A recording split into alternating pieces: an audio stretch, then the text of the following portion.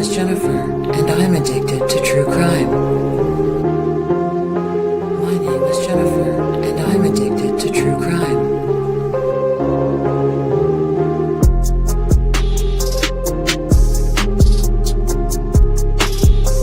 I'm scared to death.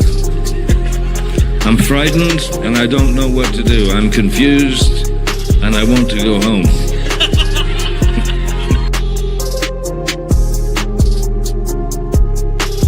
True crime melted my brain, and now I have a YouTube channel. Tonight's case is not for everyone. The things that this woman, Kimberlee Singler, is accused of doing to her own children are unimaginable. Viewer discretion is advised. If you are new to this case, there is a playlist on the homepage of my YouTube channel, but I would also suggest my website, which I am going to share my screen here in just a second. But I recently made a post on my community wall, and I thought you might appreciate it. So I asked a series of questions. When you clean your house, do you imagine that every room could be a potential crime scene? When a friend tells you that her husband is cheating, do you bring up Chris Watts? When somebody complains about a terrible stepmother, does Letitia Stalk enter the chat? Does your partner look at you sideways while you're watching murder shows? Do you understand how difficult it must be for homicide detectives to conduct a successful murder investigation inside Colorado's various homeless communities? I might take that sentence out. Anyway, when you hear about a deadly custody battle, do you think about Kimberlee Singler? And when another friend is thinking about leaving her husband of many years, do you warn her about Barry Morphew? Or is it just me? And as I've said before, and I will continue to say, true crime has absolutely melted my brain, but these things are true for me. When I clean my house, I think about things like DNA. You know, if somebody's cheating, I think about Chris Watts. You know, and if somebody's leaving their husband, I think about Barry Morphew. And if somebody is a shitty, terrible, horrible stepmother and human being, then I think about Letitia Stalk. And now, when I think about a deadly custody battle, I think about Kimberlee Singler. And that's the case that we're here to talk about tonight. So once again, if you are new, there's a playlist, but I would also suggest my website, which, let me share my screen, is right here.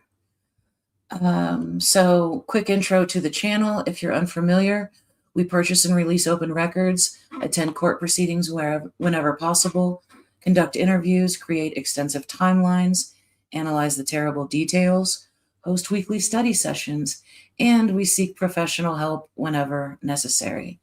And I was kind of being cute there.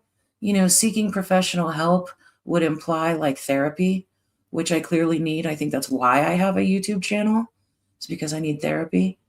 But we also seek professional help from people who actually know what the hell they're talking about, from attorneys, from private investigators, from, you know, whoever we can find who might shed some intelligent light upon the information that we're working with. And then, you know, of course, my little disclaimer here. I just want to be clear that we do not insert ourselves into these cases.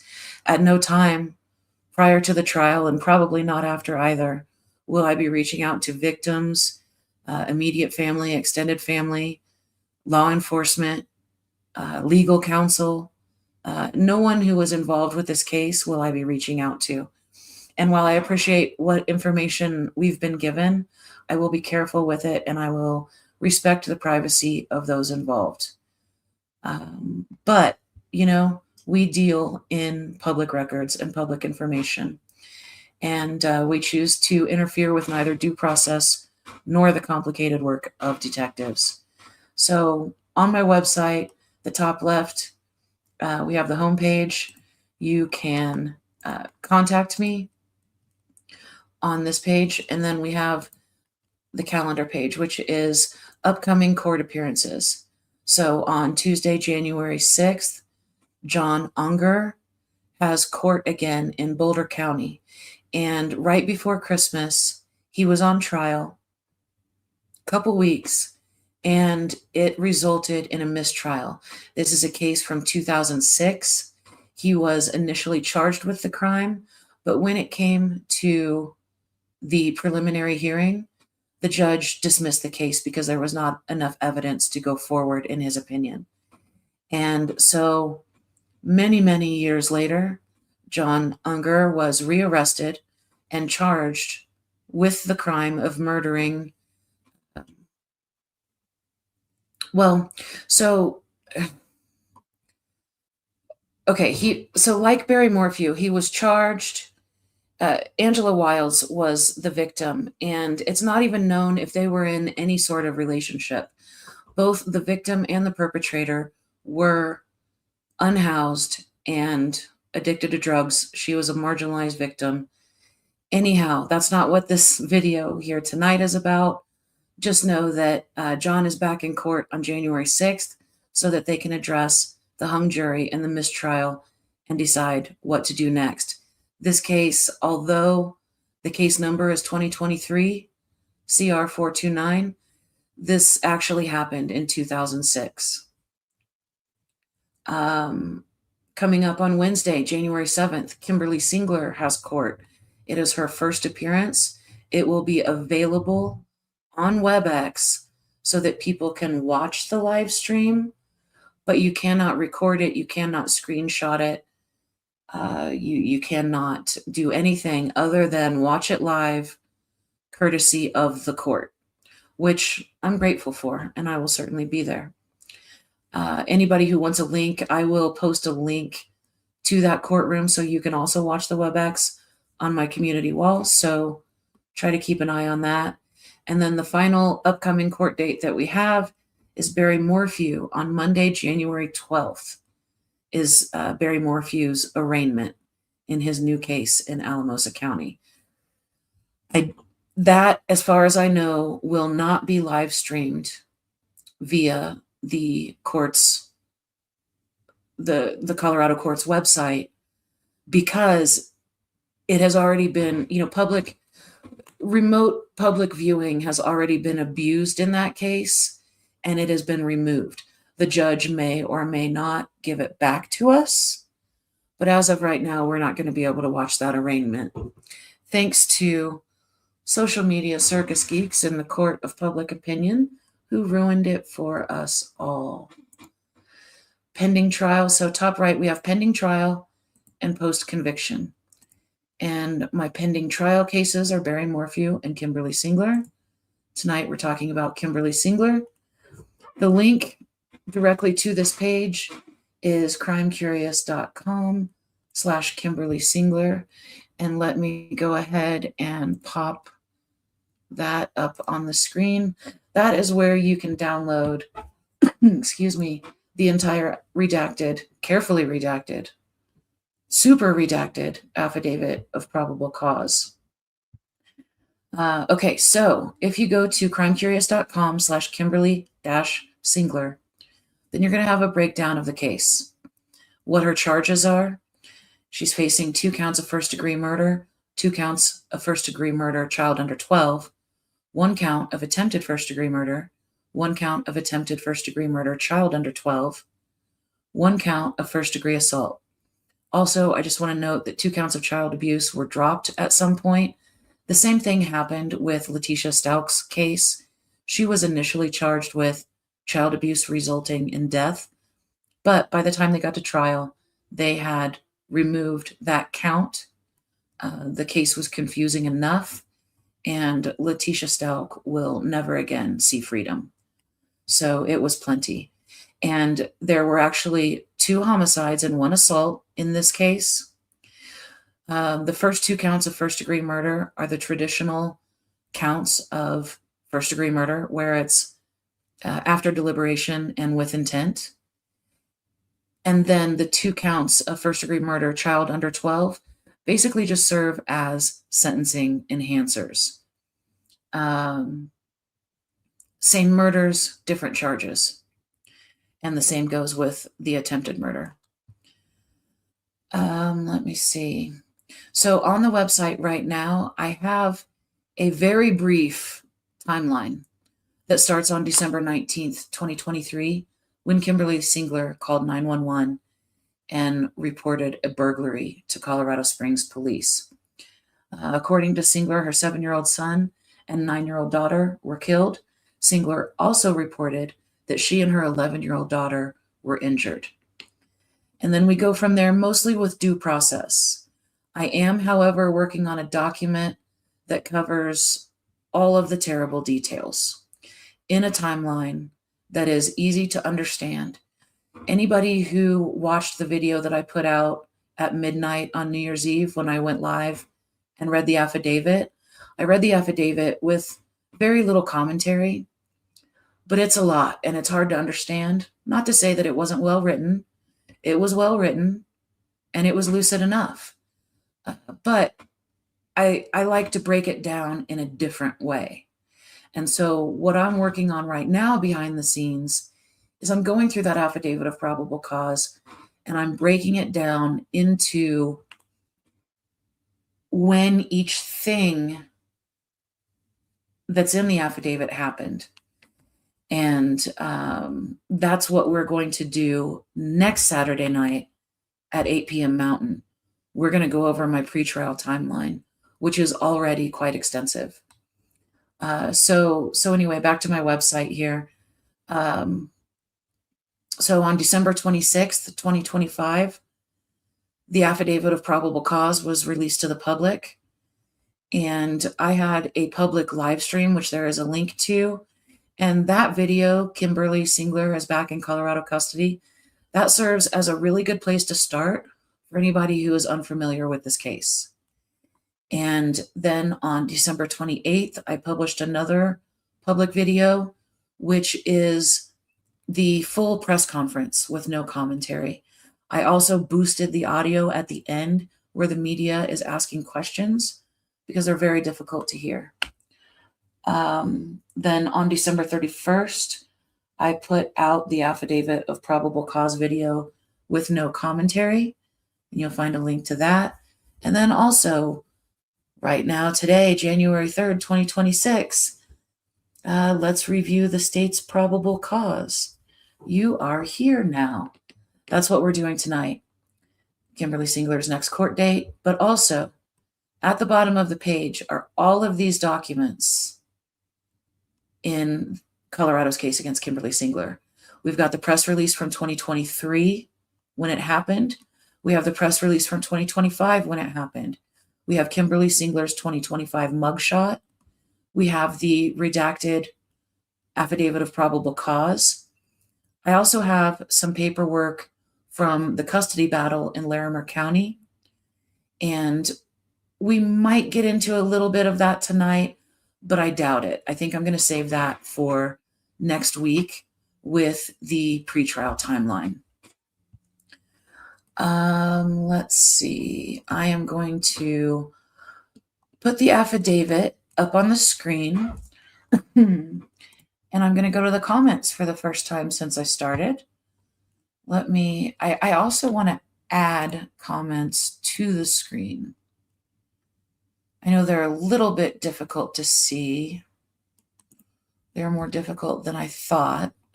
But anyhow, okay. Happy New Year to everybody in the chat. If I have not already told you Happy New Year this year. Let me see. When I have the comments up on the screen, it kind of takes away. Okay, maybe we'll figure that out later. So I will be doing a lot of reading, so bear with me on the comments. If you really want me to see a comment, find a way to make it loud. But thank you everybody for being here. And Scout says, I feel you breaking it down will be a lot easier for people to understand it. And I certainly hope so. It's a lot. It's a lot and it's difficult to understand. That's why we're taking it in bits and pieces. We're taking our time with it. We have no idea how long it will actually take for this case to go to trial, but we have time. I feel like we will still be talking about this case next New Year. I feel like we'll have a lot more information between now and then, but we have time. So why not take our time and go through it and break it down and truly understand it before it does go to trial. Forgive my squeaky chair. I guess I have another thing to add to my to-do list over here.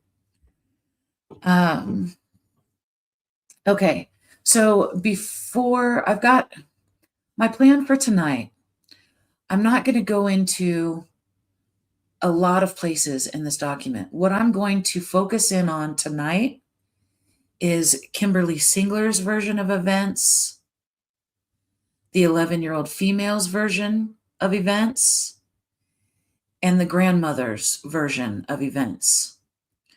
For now, for tonight, we're not going to get into the ex-husband. We're not going to get into his alibi. We're not going to get into the custody battle other than just, kind of surface level stuff. But we're going to focus tonight on what law enforcement must have thought walking into this scene. So they're dispatched to an active burglary call. When they get there, they find out it's a post-burglary call, allegedly, right? We could certainly see charges for false reporting. There are tons of charges that could be there, but these are the ones we've got, and that's going to be enough, right? Oh, this chair is going to bother me. I'll try not to move around too much. Anyway, the police show up to what they thought is a burglary in progress. And they get there to find two deceased children, a 7-year-old male and a 9-year-old female, plus Kimberlee Singler, who has injuries to her neck and wrists, plus an 11-year-old female who has injuries as well. And, imagine walking into this scene and trying to make sense of it with what you're being told. And the first two people to even try to explain what happened, the two people who were there when it happened, both lied their faces off to police. So that's kind of what I try to remember as I'm going through this affidavit. Also, and I pointed this out when I read the document initially with no commentary, I did point out that this document only covers 1 week of a 2-year, and still active, by the way, homicide investigation. So considering that they walked into a house of lies on December 19th, and by Christmas Eve, Kimberlee Singler was in a different damn country. So, it's a lot. Anyway, yeah, let's go ahead and do that. So I have the redacted document up on the screen.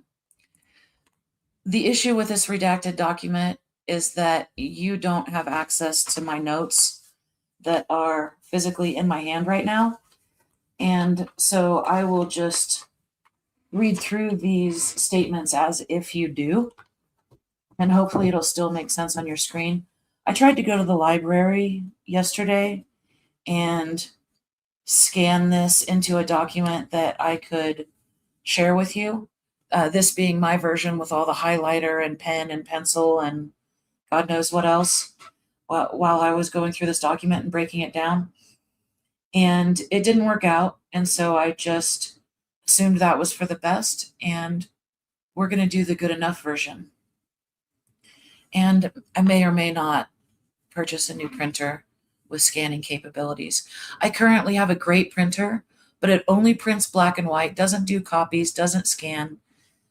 The reason I got it is because I do a lot of black and white printing with my writing. And it was the smartest option because it has a drum instead of those little cartridges. And, one thing of one thing of ink lasts me for at least a month. And I do a lot of printing. Anyway, you don't care about that. Let me just stop. What am I, in the members only chat? Anyway, so I have it broken down. The very first section I want to skip to is on page 2, and it's the second paragraph here. So, 11-year-old female provided a brief statement to officers prior to being transported to the hospital. She said she was sleeping on the sofa bed in the living room area at the time of the attack. The 11-year-old female told officers that this happened a few hours ago and that a male came in the side door of their apartment. The 11-year-old female said someone possibly came over for a Christmas gift exchange, and officers did see opened Christmas presents inside the residence. No further information was obtained from the 11-year-old female at this time. So the reason why I highlighted that paragraph is because that was the 11-year-old female's first interaction with police. So they're on scene. It's 12:30 in the morning, December 19th, which turns out to be more than 12 hours after all of this stuff happened. So it's 12:30 a.m. on December 19th, and the 11-year-old female provides a brief statement to the police, to the responding officers who are on scene and dealing with what they found. So I want to skip. We're going with the 11-year-old female's statements first. The next set of her statements comes on page 4. So page 4, about halfway down the page. Okay, so I'll put it there at the top. The 11-year-old female stated that she was watching YouTube on the TV in the living room while sitting on the couch. She said Mom, Kimberlee Singler, had the side or patio door open. She said she thought the door was open to let some air into the residence. The 11-year-old female stated, quote, "And then the person came in and cut me with a knife on my neck, and I was the first one, and that's kind of all I remember," end quote. Detective Gasper asked if she remembered what the person looked like. She said it was just a man and added that she had never seen that person before. The 11-year-old female stated she didn't believe she would be able to recognize the man if she saw him again. So keep in mind, as she's making this statement was made on the same day. It was still December 19th, but it was much later in the day. So the 11-year-old female was transported from the scene to the children's hospital, where she was then put into pediatric intensive care.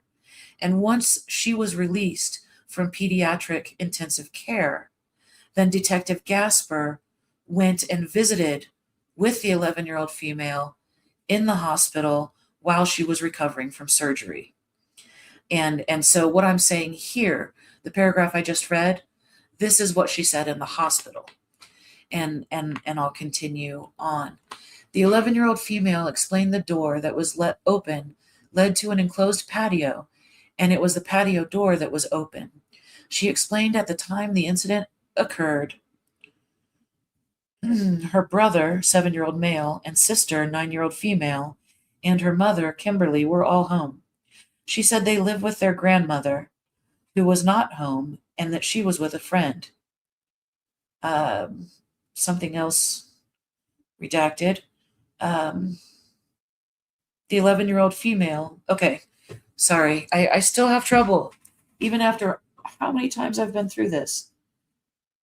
She was with a friend, and the 11-year-old female was on the couch, and Kimberlee was in the only bedroom in the residence at the time of the attack. So it's the grandmother's apartment. Sometimes they call it a condo. It's a 1-bedroom. It's on the first floor. And the grandmother was gone. She was with a friend. The grandmother was actually supposed to be home on the 18th, but she decided to stay another night with her friend. Okay.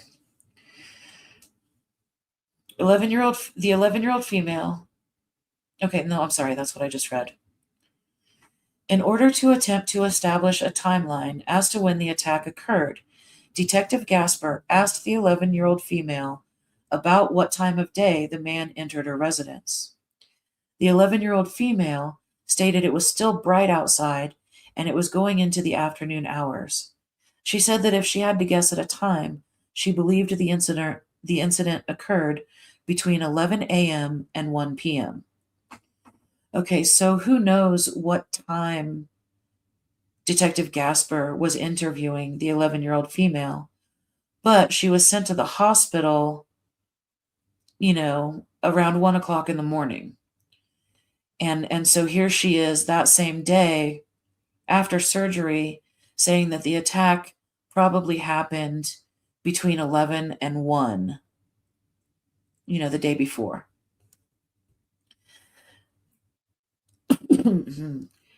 Detective Gasper commented that it was dark out when the police were notified of the incident. The 11-year-old female explained that Kimberlee couldn't find her phone. She described herself as laying in the apartment and was in pain, and she encouraged her mother to try and find her phone to call for help. The 11-year-old female stated that Kimberlee was helping her to get water while she was unable to find her phone. The 11-year-old female also stated that she tried to go to sleep, but she was kind of awake. That she tried to go to sleep, but she was awake for a while. She said she got some naps in during this time. However, she was kind of awake. The 11-year-old female added during the time frame she was in the apartment after the attack, Kimberlee stayed with her and was trying to make sure that she was okay. Kimberlee would go check on her siblings, but she rested with the 11-year-old female just to make sure that she was okay. The 11-year-old female said they were resting in the living room on the couch. Detective Gasper inquired about whether there was any discussion about leaving the residence to try to find help. The 11-year-old female stated that she encouraged Kimberlee to try to go outside and ask for someone's help. The 11-year-old female stated the reason that Kimberlee was eventually able to find her phone was because loud Christmas music started playing from the phone, which allowed for Kimberlee to locate the phone and call police. Okay, so first statement by the 11-year-old female on the scene, second statement from 11-year-old female right after surgery. Let me go to the next section. Okay, and that again was December 19th. So if we skip forward to page 6, about halfway down, we start at later in the day on December 20th. Okay, later in the day on December 20th, 2023, the 11-year-old female, after having been released from the hospital, participated in a forensic interview regarding events from the evening of Sunday, December 17th, 2023, through the time when the officers arrived during the early morning hours of Tuesday, December 19th, 2023. The forensic interview was completed by investigative specialist Jay McKnight at the Police Operations Center. Okay, so she talks to responding officers on scene. She talks to a homicide detective in the hospital, and now she's at the Police Operations Center talking to a forensic, a specialist for a forensic interview, which is something that they do when the victims or witnesses are minors, are minor children. Okay. It should be noted that investigators did not observe the 11-year-old female to have visible defensive wounds during their interactions with her prior to, during, or after this interview. In addition to the above statement, the 11-year-old female made during her previous interview with Detective Gasper, the 11-year-old female stated that she saw a man standing on the exterior of the apartment prior to the attack. She stated that she saw a man climb over the balcony on the exterior of the apartment and break into the apartment via the patio door. She described that this was the same person who attacked her and caused her injury. She said Kimberlee, the 7-year-old male and 9-year-old female, were also cut. The 11-year-old female again described how Christmas music played on Kimberlee's phone, which allowed them to find the phone and call for help. The 11-year-old female recalled that when police arrived on scene, they told her to be careful because there was a knife laying on the floor nearby. The 11-year-old female described the knife as a kitchen knife, but she was unable to provide a description of it. The 11-year-old female said that the knife felt rigid as she was being cut by it. She said she didn't know if the knife was his or if he got it from the kitchen. The 11-year-old female didn't see the man go into the kitchen prior to the attack. The 11-year-old female stated she thought she fainted after she was attacked. Keep in mind there that her mother claims to have a medical condition that causes her to faint. Just a little sidebar. When further describing the naps she took after being attacked, the 11-year-old female stated that she only really remembered the last time she woke up. She described being scared and stated she was in pain. The 11-year-old female says she tried not to look around because she was scared. She recalled seeing Kimberlee and remembered that she was also injured. The 11-year-old female said Kimberlee did not talk to her about what happened during the incident, and Kimberlee was trying to comfort her siblings. When discussing Kimberlee's actions, the 11-year-old female said she didn't really see Kimberlee looking for the phone. She described Kimberlee had cuts and was in a lot of pain. She said Kimberlee couldn't really look for the phone because she was in pain. 11-year-old female said Kimberlee would occasionally stand up to look for the phone, but couldn't further describe any attempts to locate it. McKnight inquired as to whether weapons are kept inside the residence. The 11-year-old female stated she didn't think so unless her grandmother had something that she didn't know about. She speculated as to the possibility of Kimberlee having a gun, but she said she didn't really know. The 11-year-old female stated she didn't recall hearing any gunshots during the incident. The 11-year-old female further stated she didn't learn that the 7-year-old male and 9-year-old female were deceased until after she was at the hospital. When asked to better describe the scene, the 11-year-old female stated the window coverings on the patio door were open. The blinds were fairly straight but were pointed downward slightly. She described the window coverings covered the length of the window. Your affiant advises the court that the living room blinds, the patio door blinds, and the bedroom blinds in the apartment were all in a fully closed position when officers first arrived on scene. In addition, there was no blood observed on the strings of any of the blinds, which would indicate the blinds had been in a closed position prior to the stabbing occurring. And it's my opinion that she said all that to say, again, without saying it, that the 11-year-old female is lying. Okay. And as soon as I get through all of the 11-year-old female statements, then I'm going to hop over to chat. So keep those questions coming if they're coming. I can't see if they're coming. And I will grab them as soon as we get through the statements and the version of events that came directly from the 11-year-old female. Okay. During the forensic interview, the 11-year-old female described an impromptu Christmas party the evening of Sunday, December 17th, 2023. She said she thought her dad might come and pick them up, which is why she believed they celebrated Christmas early. She said Kimberlee was acting a little different that day because they were celebrating Christmas early. The 11-year-old female stated that Kimberlee wasn't telling them everything, and she stated that it was a complicated situation with her dad. The 11-year-old female described that Kimberlee gave her 7-year-old male and the 9-year-old female medicine that same night, which they had never taken before. The 11-year-old female said they did have a cough, which is why Kimberlee gave them the medicine. The 11-year-old female said the medicine Mom gave them tasted disgusting and yucky. She further described the medication as having a powdery feel. She said that the 7-year-old male and 9-year-old female had to take extra medicine because she had been feeling better. The 11-year-old female said that they also took cough syrup at Kimberlee's direction. Excuse me. Let me take a quick drink here.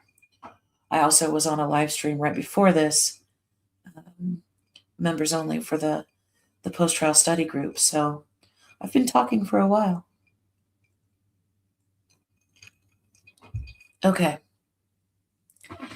The 11-year-old female stated Mom gave them milk and water to help them drink the medicine and continuously apologized for them having to drink it. The 11-year-old female also stated she experienced an upset stomach after drinking the medicine and said she felt tired, but acknowledged it was normal for her to feel tired that time of night. It should be noted that the 11-year-old female did test positive for the flu while she was at Children's Hospital. Quick note on that. So in all of those paragraphs that I've just read, a lot can be gleaned, a lot can be taken from that information that we've been given, right? But there are, it's more than we think it is. So, we find out that the 11-year-old female lies her face off to the police on the scene. She lies her face off again to the police after surgery during an interview with a detective. And this, what I'm reading right now, is her third round of lying to the police.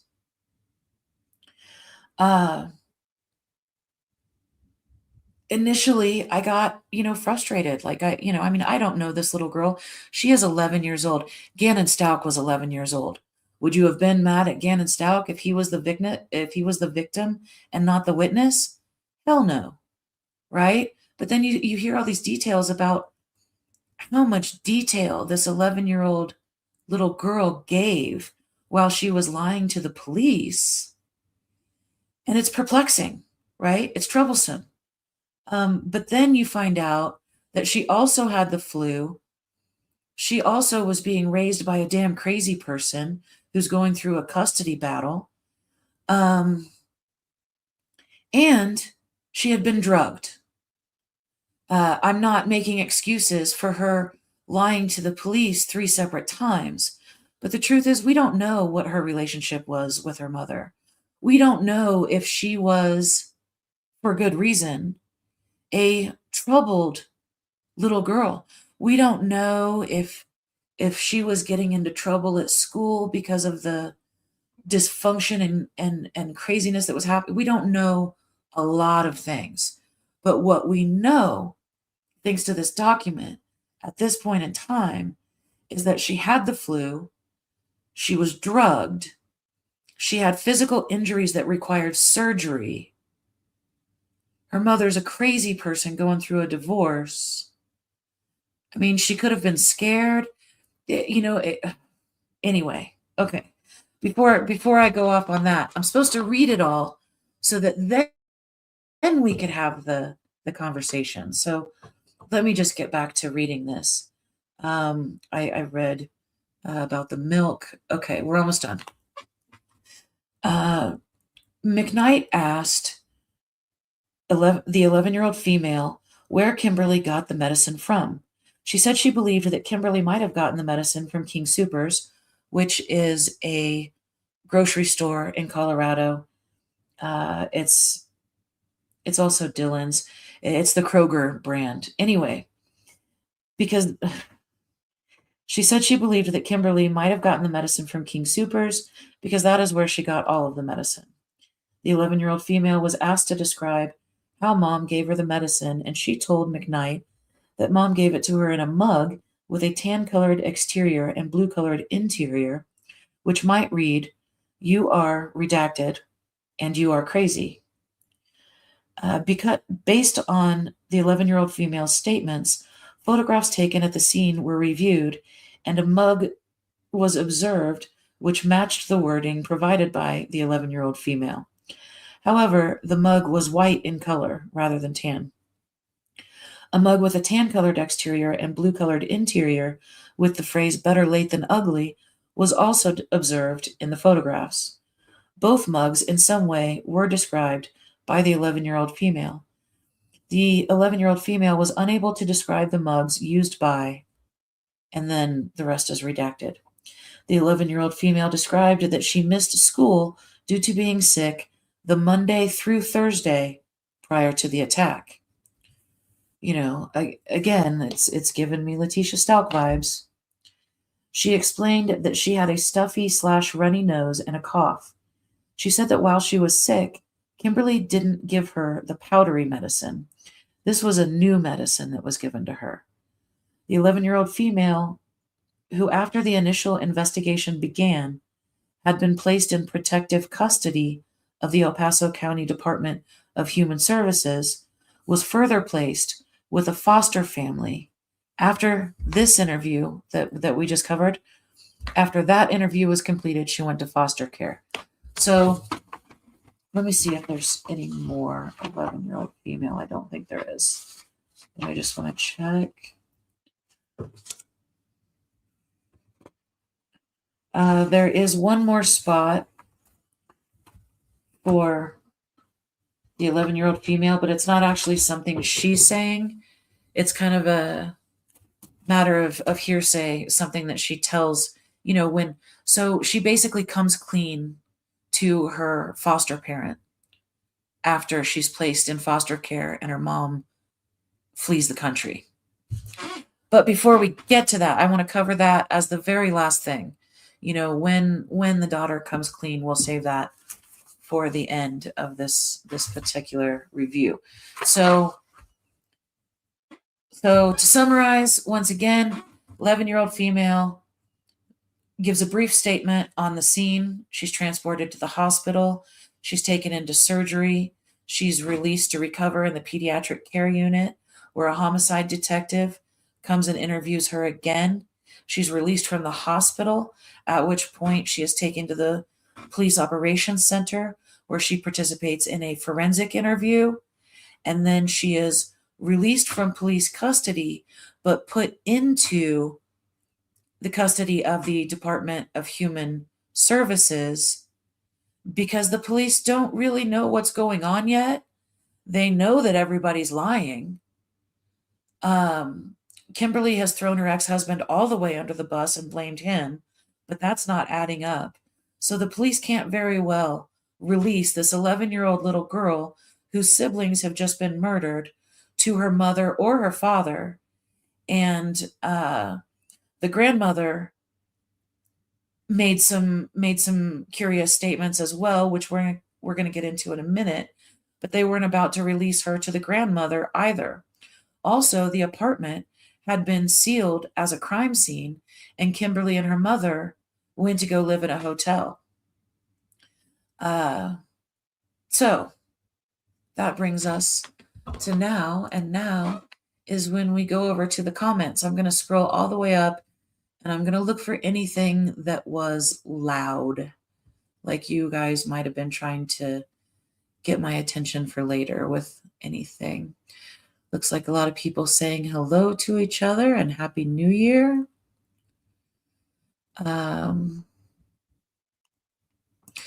I do see also we need to put an announcement out that this live stream is for 18 years and older.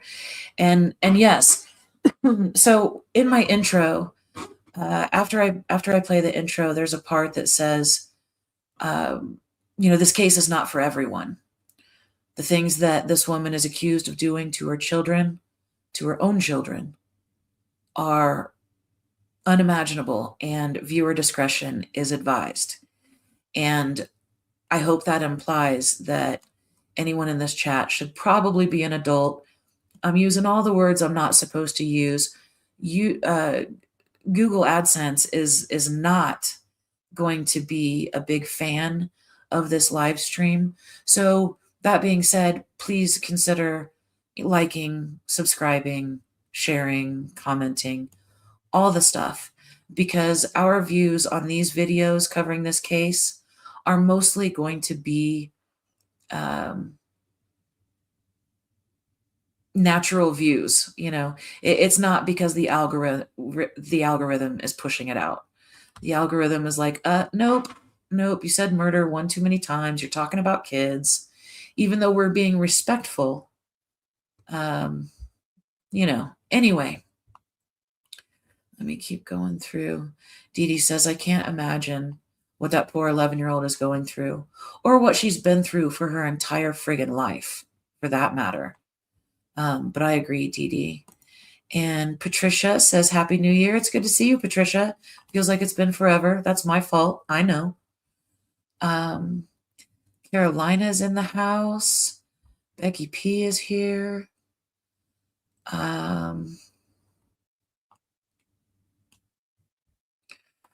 Let's see. Carolina says, an innocent person doesn't flee to another country, and my heart breaks for the older sister.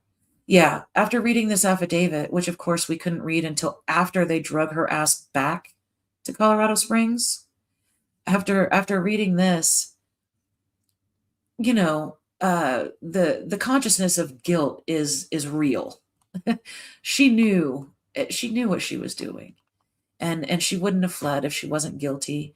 And if she was batshit crazy in the time during psychosis, she wouldn't have been able to set it all up so that she framed another human being. Give me a break. And Patricia Burns is coming in with the cursey words. Oh my God, she is a fucking monster. Listen, I'm a big fan of the presumption of innocence as a citizen of the United States. However, I'm going to go ahead and say I agree. I agree. Everything that we've seen so far, it's just impossible to imagine that anyone other than Kimberlee Singler committed these crimes. I don't understand it all yet.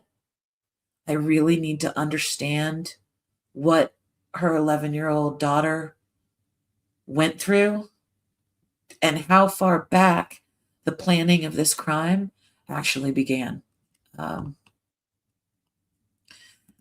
Yeah. And Patricia says she was making sure they were deceased before her attempt to get help. Monster. And I believe that is true. I also believe, okay, she hid her cell phone from herself and her daughter, I guess. But she did all this while she was expecting her mother, the children's grandmother, to come home soon. So again, I'm sensing these memories. This is making me flash back to some Letitia Stalk stuff, which we'll do throughout this case, I'm sure. I mean, it's happening in the same town with the same prosecution, only a couple of years later. So one thing, yes, she was making sure they were deceased, but also she wanted her own mother to walk in to her apartment, the 1-bedroom apartment that she's sharing with her daughter and 3 children, and find 2 of them dead and 2 of them hurt badly enough they have to go to the hospital. Blood everywhere. Can you imagine? That poor woman. It's natural to feel bad for an 11-year-old female who's going through all of this, an 11-year-old child. But I feel bad for Kimberlee's mother as well. I mean, look at what her daughter has drug her into. Now, once again, I don't know about their relationship. I'm certainly not qualified to diagnose anyone or even really analyze it. But, I'm a member of the public, and we're going to go through it. But, I also feel bad for the mother. So yeah, she was making sure, Patricia, that the kids were dead, and she was making sure that the mother would find them and call 911. And it didn't work out because Kimberlee hit her phone and the mom didn't come home. So hours and hours and hours go by, and Kimberlee magically finds her phone and calls 911. And then, the narrative just changes a little bit. But talk about premeditation, right? This was absolutely premeditated. Carolina said, "Oh my God, she'll be scarred for life," meaning the 11-year-old female. "Do you know if she's with her father or does the state have her? I can't imagine how she's doing, especially around this time of year, holidays." Oh, for the rest of this little girl's life, when she is 50 years old, her holidays are fucked. Thank you, Kimberlee Singler. You have ruined everyone's life around you, the ones that you didn't actually take. The lives that she didn't take are all ruined as well. So I don't know if the 11-year-old female is now with her father, now that they know he was not involved, now that he's been cleared. I assume that she would be. I can't imagine her staying in foster care. It's sad that, so not only does she go through all of that with whatever the hell happened in that apartment, which we know only a little of, but after she's been through all of that, then she goes to DHS, then she goes to foster care. And I don't know, again, I also don't know her father. All I know is that Kimberlee tried to set him up over and over again, and he's been cleared. But I don't know. And I can't imagine how she's doing either. She's now 13 years old at the holidays, 2 years after what happened. Let's see. Tinkerbell Wannabe is in the house. Happy Saturday Live. We're going to be here next Saturday at 8 p.m. as well, Tinkerbell, so please come back and join us. Okay, I'm not seeing any giant ones. Thank you guys for participating in the comments, even though it takes me a while to get to them. Scout says she needs to plead guilty and not put her daughter through this. And I 100% agree. As much as I will be following every detail of this case from beginning to end, the case truly begins when that affidavit of probable cause is filed. And the case ends when that jury comes back and gives the verdict. For all intents and purposes, right? But that's where I follow, from the affidavit of probable cause to the verdict, and whatever happens in between. If she has any heart at all, she will plead guilty. The only thing even up in the air, if she pleads not guilty by reason of insanity, is whether she goes to a mental institution or to prison. Either way, she will never see freedom again as long as she lives. Even though there's a possibility they could let her go after so many years or decades at the mental institution, the chances are so small, it's not even worth talking about. So, and Patricia says she was willing to sacrifice her children to achieve petty vengeance on her ex. And that's exactly it. What we are looking at with this 14-page affidavit of probable cause is a carefully curated chessboard. And Kimberlee Singler is the one in charge of all of it. She's the one putting all of the players in their places. And she, like Letitia Stalk, is nowhere near as intelligent as she thinks she is. But we have to be careful there, because she's also probably more intelligent than people give her credit for. Like Letitia Stalk, she has probably been underestimated her entire life, and that makes her dangerous. it's one of many things that make her dangerous. Anyhow. Okay, so we're already about an hour in.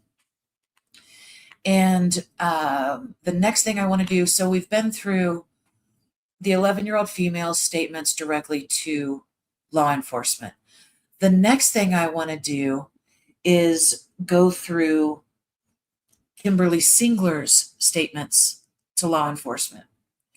And once again, as you guys are commenting, if you have questions, if you have statements about what's being read, if you want to add anything to the conversation at all, and I hope you will. It gets old talking to myself up here. If you want to add anything at all, just go ahead and put it in the chat, and we'll get to it. But too many parents, Patricia, too many parents go through these bitter, ugly divorces and custody battles, and the children pay, and sometimes pay the ultimate price. Even with Gannon Stout, it was after a nasty custody battle. And once Gannon was killed, that launched another nasty custody battle. Okay, real quick. Carolina says, unfortunately, Kimberlee Singler won't plead guilty. Narcissists never admit doing anything wrong, in my opinion. Her defense team will strategically plan an entire defense for her. And I agree. I also agree with that emoji. It's maddening. Patricia says, Jen, it's not intelligence, it's their ability to contrive and lie. And I agree, Patricia, but I also kind of believe that in order to be as manipulative as some of these assholes are, you have to be somewhat intelligent to be that manipulative. But I could be wrong. I don't know. Patricia Burns, by the way, I will be expecting a limerick. Okay, so Kimberlee Singler. So Kimberlee Singler, let me get to the right place in the document. Her first interaction, aside from all of the custody stuff and her calling the police on her husband and trying to say that he pulled a knife on her and trying to set him up. This was an ugly custody battle. Once again, we're going to get into that part next week because it's too much. And this is how I've broken it down. So on page 2, I'm on 7, so I need to be on page 2. Okay, on page 2, I just want to read this one paragraph where it says, Kimberlee said her mother, later identified as the children's grandmother, left town yesterday and was to return that day. The scene is reported as grandmother's apartment.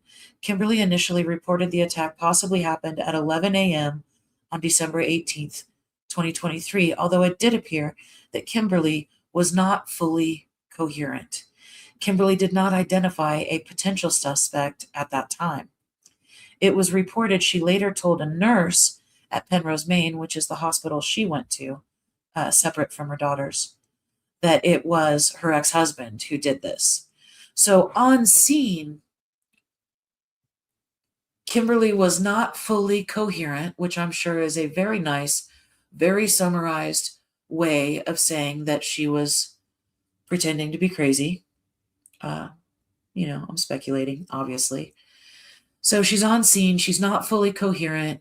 She says it was a man, but didn't say it was her ex-husband. And then later she tells a nurse that it was her ex-husband who did it. I want to skip forward because, again, we're going to get into all of this stuff later. I want to skip forward to the next event where Kimberlee Singler is lying to law enforcement, which is going to be on page 3, part of the way down, starting with the word after. Okay. After Kimberlee, let me just give you guys some more space here. Okay. Can you guys still see it okay on the screen? Okay. Whoops, I clicked back and I saw bright green. Oh, Stacy Klein's in the house. Good to see you, Stacy. I'm late. I'll watch the replay. You know what, Stacy? You are always welcome, whether you are on time or night. This is a rabbit hole. Watch out for the white rabbit. Tell your kids I said hello, and I will see you on the replay crew. Please leave a comment. Okay. Sorry. Stacy made the comment loud, so. Okay. After Kimberlee was released from the hospital, excuse me. After Kimberlee was released from the hospital, Detective Gardner conducted an interview with her at the Police Operations Center. So Kimberlee didn't talk to anyone at the hospital, apparently. But after she was released from the hospital, she went to the Police Operations Center. You know, I wonder, at this point, they didn't have her in handcuffs in the hospital bed like we see sometimes. She's being treated like a victim, but they don't buy her story. So, you know, cautiously optimistic, but she's definitely a suspect. And at this point, so is the 11-year-old female. I hate to say it, but at this point, everybody's a suspect. The mom, the dad, the grandma, the 11-year-old survivor, they're all suspects if you're law enforcement at this point. Okay. It was noted that Kimberlee sustained cuts to both of her wrists and both sides of her neck. It did not appear that Kimberlee had defensive wounds. So neither Kimberlee nor her 11-year-old daughter, who both had terrible injuries, none of them were defensive. And the 11-year-old daughter described what the man did to her and how it felt when the man did it. During the interview with Kimberlee on December 19th, 2023, Kimberlee said she suspected her ex-husband was the one behind all of this, as she suspected he had sent someone on his behalf, which would make up for why she didn't recognize him on scene. Kimberlee talked about her relationship with her ex-husband and said he always tries to frame her.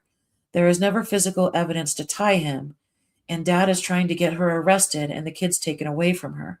Kimberlee told Detective Gardner that Dad previously told her of a vision he had where he killed her and the kids.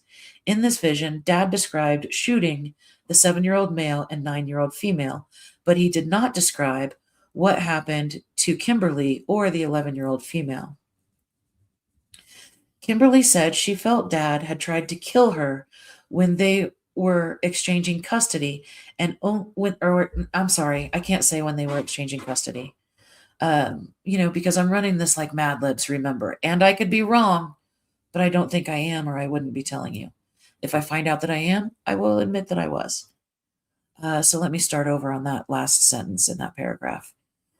Kimberlee said she felt her ex-husband had tried to kill her when they were married and only explained that he would leave doors unlocked and people would show up at the house and sit out front.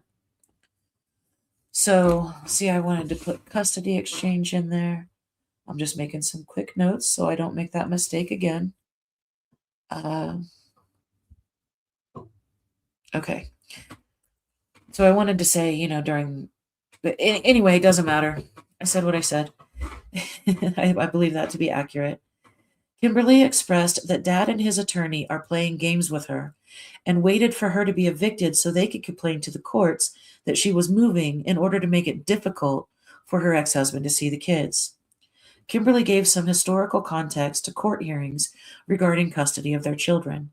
She said Dad admitted in court to the dream he had of killing the family and other concerning behaviors that she would bring forward, but the court found Dad credible and her not credible. Kimberlee questioned who else would have the motivation to do this besides the dad. So, I mean, that's a lot to unpack. And I can't wait to see what you guys have to say about it. Wow. She said that Dad admitted in the court. She said, God, sorry. It's been a long day. Okay, quick break. Drink. Let's try this again. She said Dad admitted in court to a dream he had of killing the family and of other concerning behaviors that she would bring forward. So I just want to bring up about this dream that her ex-husband had back when they were married. First of all, the ex-husband is a true crime, at least at one point was a true crime aficionado, right? It was one of the things he was so nervous about when he handed his phone over to the police. He's like, okay, look, when you go through my phone and do a data dump, you're going to find a lot of true crime stuff, and I just, my heart goes out to him because listen, if I was involved in a homicide investigation tomorrow, I would have a lot of splaining to do because I make some very strange Google searches.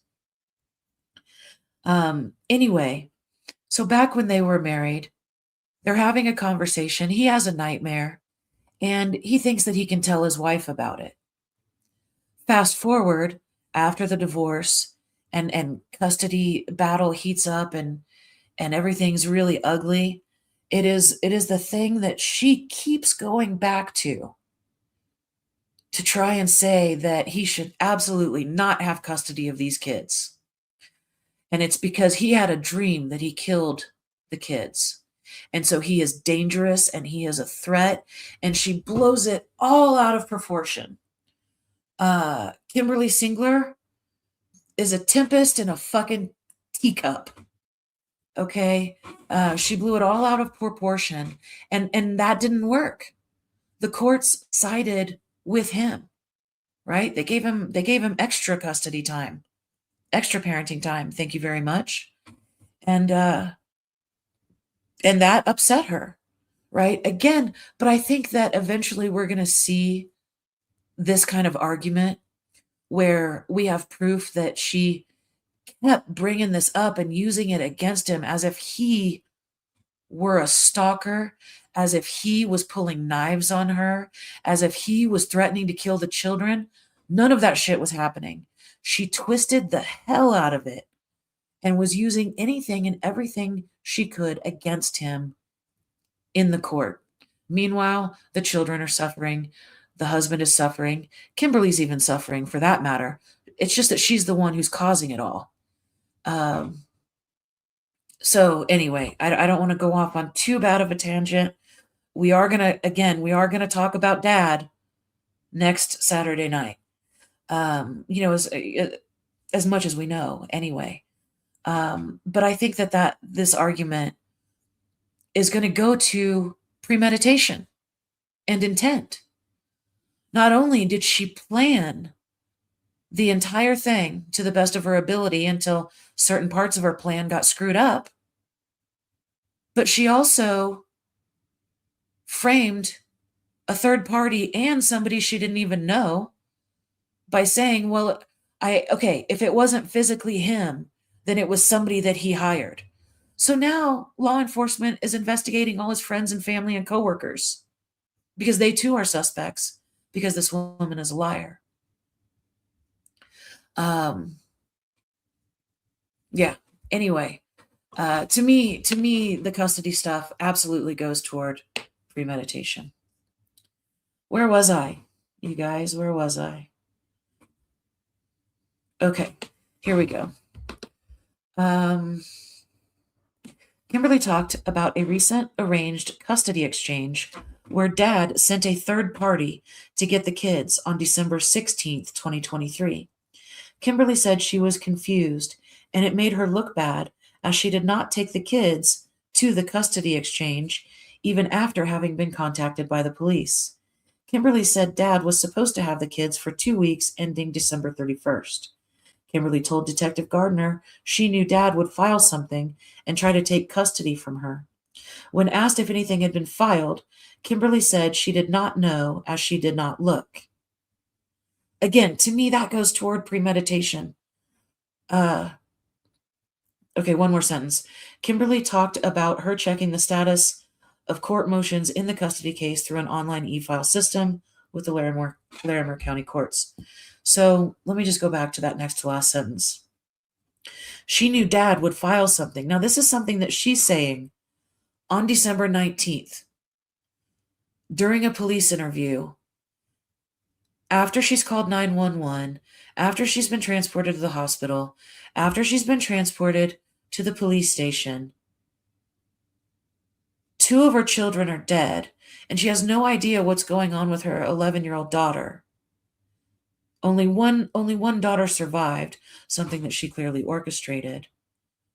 And she's talking to the police not only about custody to try and blame her ex-husband, but also to try and further solidify why he should be their primary suspect, the ex-husband.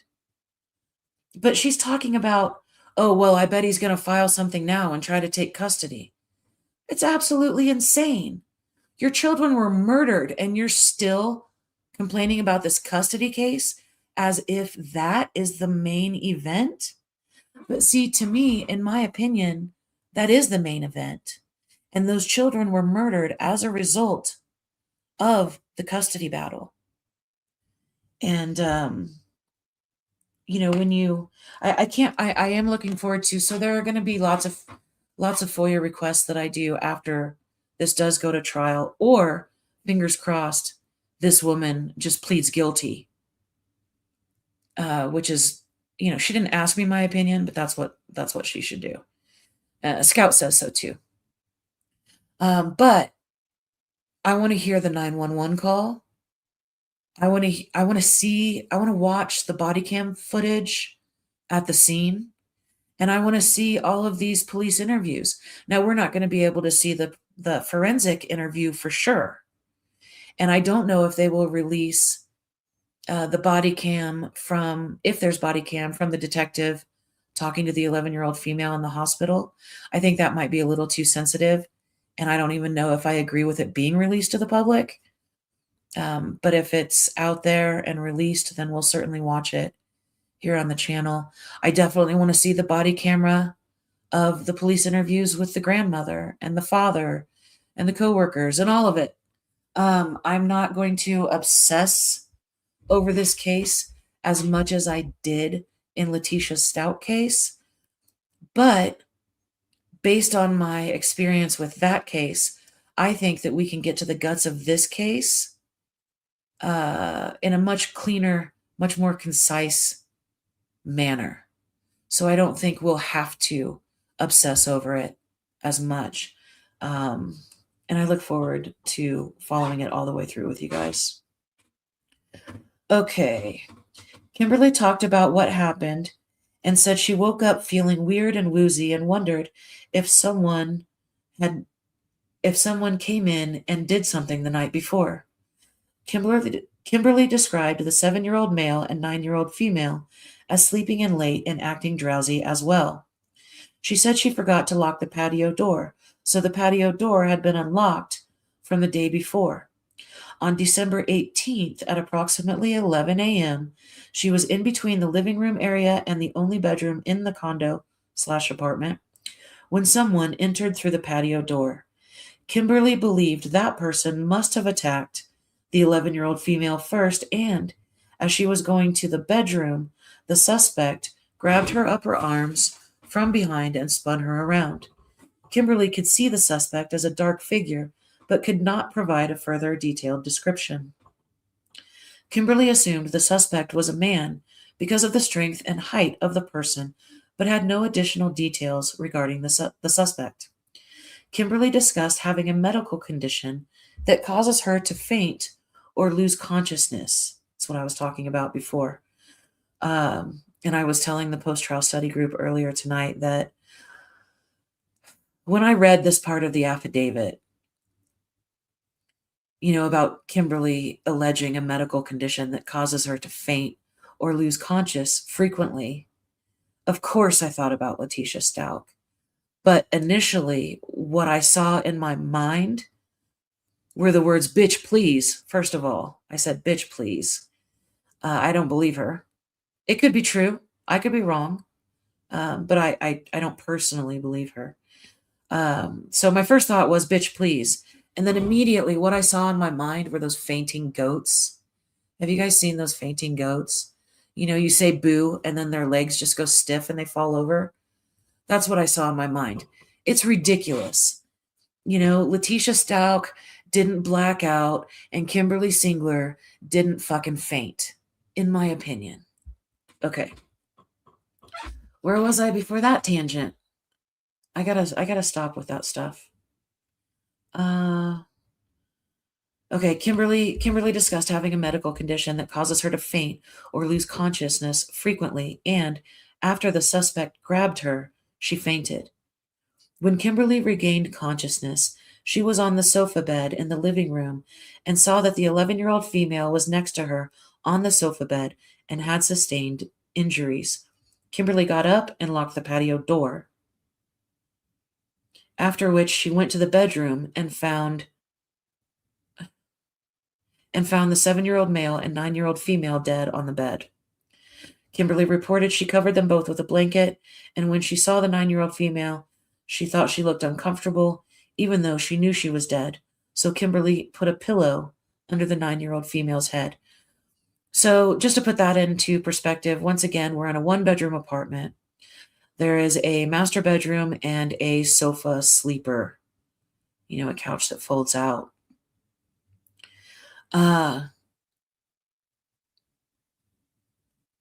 So she's saying that this person came through the patio door, attacked the 11-year-old first,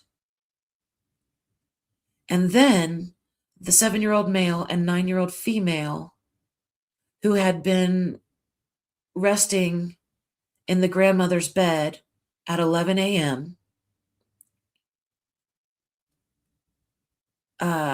We haven't read it tonight, but we know from reading the affidavit previously without commentary that they both were shot in the head and their necks were cut.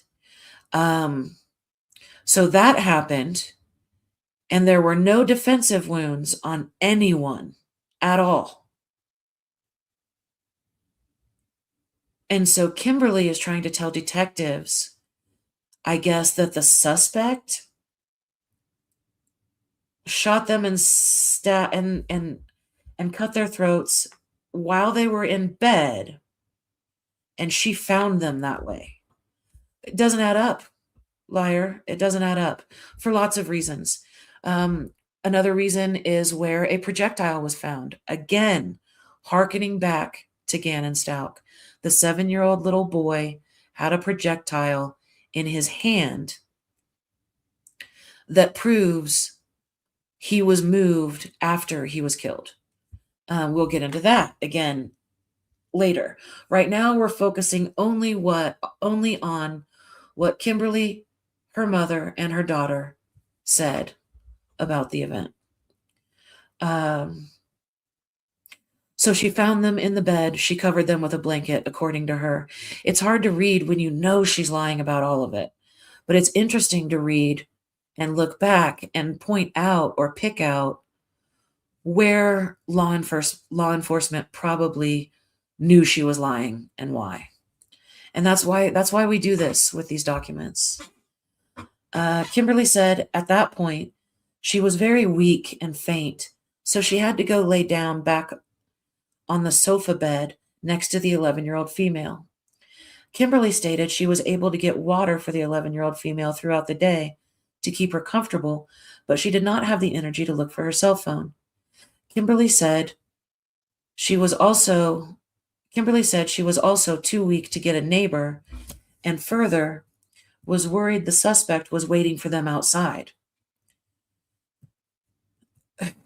which is why she had to lay down and rest. Shut the fuck up. Kimberlee said she was waiting for the grandmother to return home, but the grandmother never returned. Kimberlee said just before calling 911, her phone randomly started playing music, which alerted her to its location, and she was able to find her phone and call police. Another statement made by Kimberlee during the interview was that she felt the suspect injured her and cut her wrists to make it look like a murder-suicide if she were to have died. And I want to stop right there for now and unpack a couple of other things. So she's waiting for the grandmother to get home, who was supposed to find them all and have to call 911. Okay, I don't personally believe the grandmother had anything to do with it, but we're going to get into the grandmother in a little bit.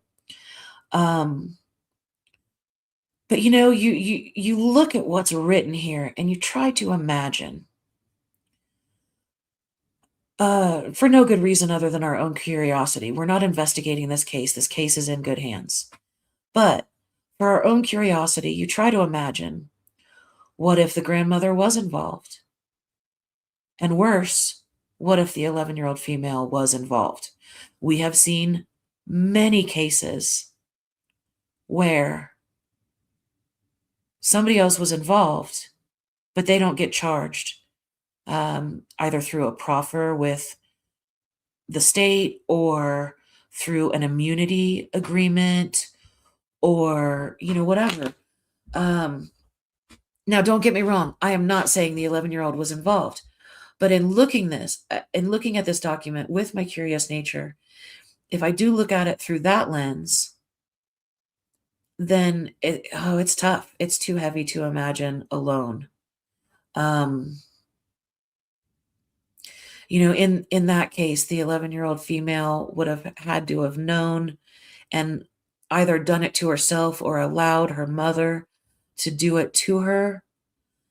It didn't say that that she had sleeping pills in her system, but it doesn't have to. Once again, this is only enough information to justify a warrant for the arrest of the suspect. And it's too hard to imagine. I'm not going to do it right now because I will get way derailed, and we've already been here an hour and 23 minutes, give or take. Okay, so I wanted to stop right there. And, for now, not for the night. We still have a lot more work to do. Let me see if there are any more instances of just Kimberlee. Yes, okay. So that interview that we just covered was the interview that was on December 19th, late in the day at the Police Operations Center after being released from the hospital. Now, this interview, we're going to jump to page 8 now. And this interview, actually, let me go back and check on chat before we go too much further.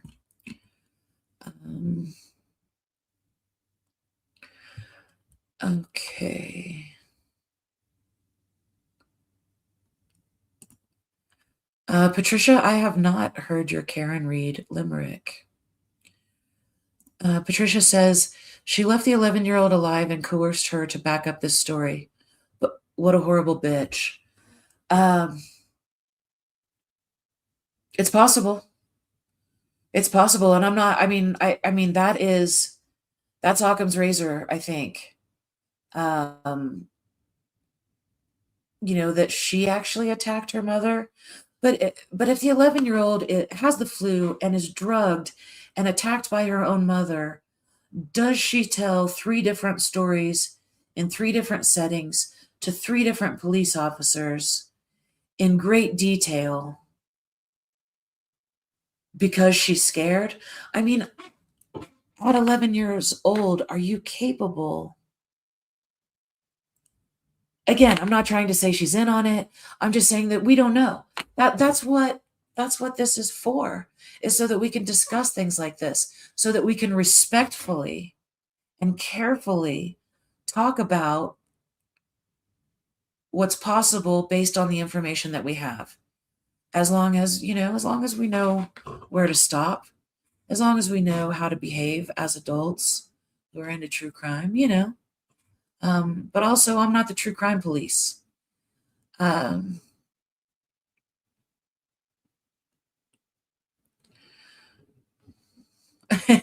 Carolina says, I'm guilty of doing some pretty wild true crime Google searches myself.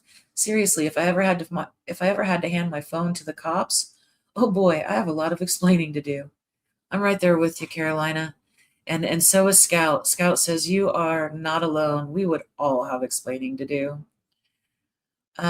Carolina says, I still listen to your Letitia Stout case studies. They were all done so well. Thank you. Thank you. I think that I am going to do much better with this case. But if you did follow me during the Letitia Stout case and trial, you know how important it is to me to be very careful with all the details. I am nothing if not thorough, and that's a process. Welcome to it. I may get things wrong at first, but as we go through and we apply deduction and reasoning and more information and other sources, then it all really begins to make sense.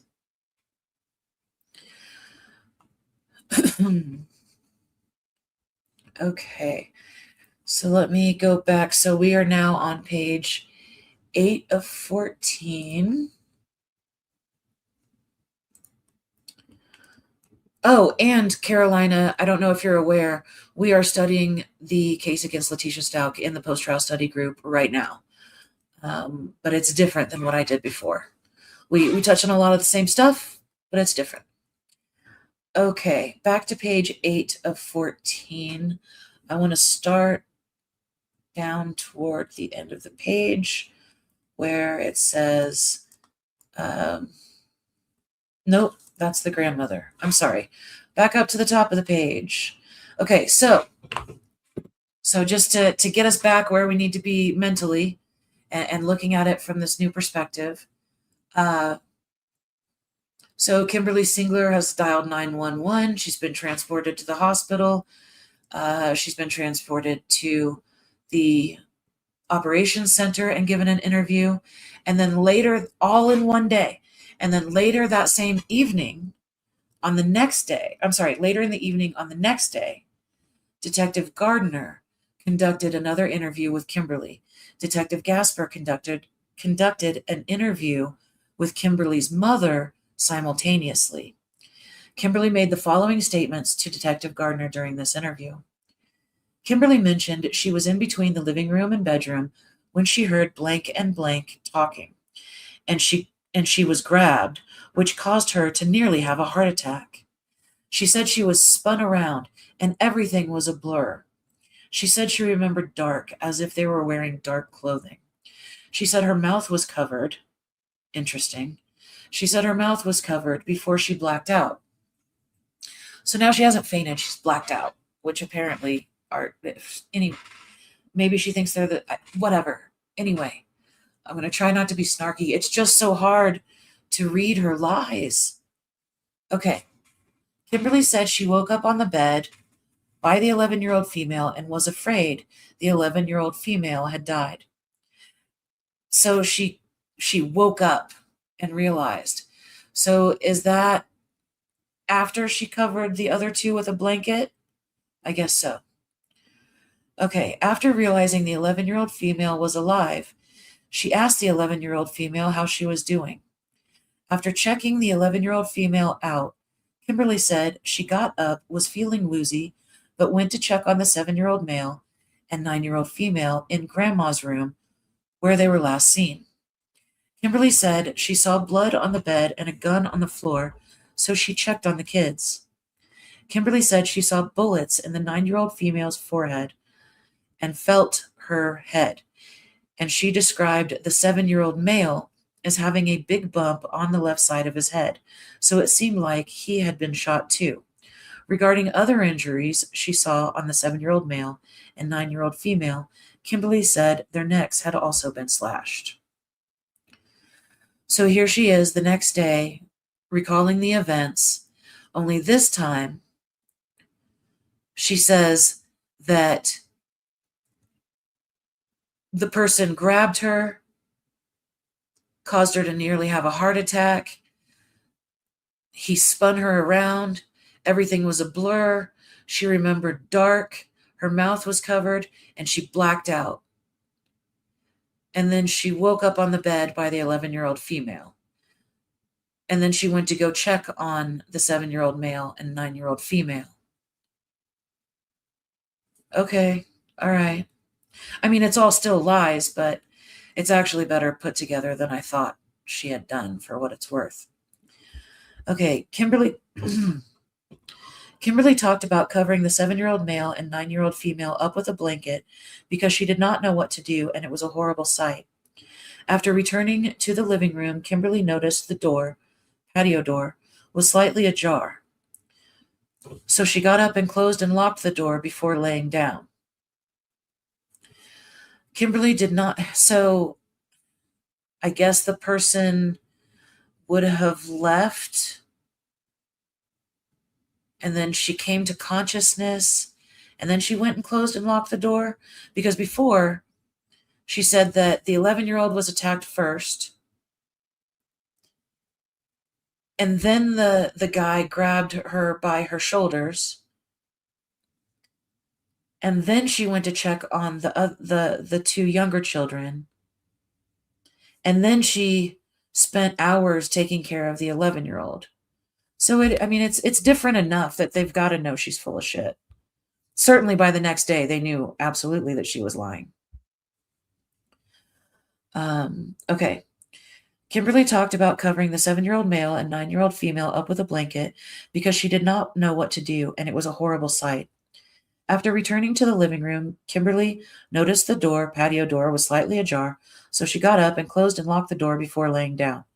Kimberlee did acknowledge nobody else was in the apartment when she woke up. Kimberlee again mentioned she did not have the strength to look for her phone and figured the grandmother would be home in the afternoon and she could call 911. I mean, why bother looking for your phone? When asked why she did not go and seek help from neighbors, Kimberlee said she was so weak and did not have the strength to go wandering around. You're not wandering around. You're allegedly in the middle of a major fucking emergency and you need help. You don't sit around with your daughter who's so injured that she needs surgery and your two deceased younger children going, oh, I didn't want to be wandering around. I'll just wait until my mom comes home. I mean, fuck. Premeditation much? Oh, it's so disgusting. Okay. Let me get out of the outrage state. Okay. Kimberlee reiterated she was able to find her phone after it started playing music and she was able to call 911. Kimberlee did mention she saw a knife on the bed after she woke up, and she eventually grabbed a hold of the knife and placed it on the floor. Nice of you to throw that in, Kimberlee, because you know they're going to find your DNA, your blood, your fingerprints, everybody else's blood all over it. Oh, yeah, by the way, I did pick up the knife. It was on the bed, so I picked it up and put it on the floor. Why would you pick it up and put it on the floor? Shut up. Oh, God. Okay. As you guys can see, I'm getting close to my limit.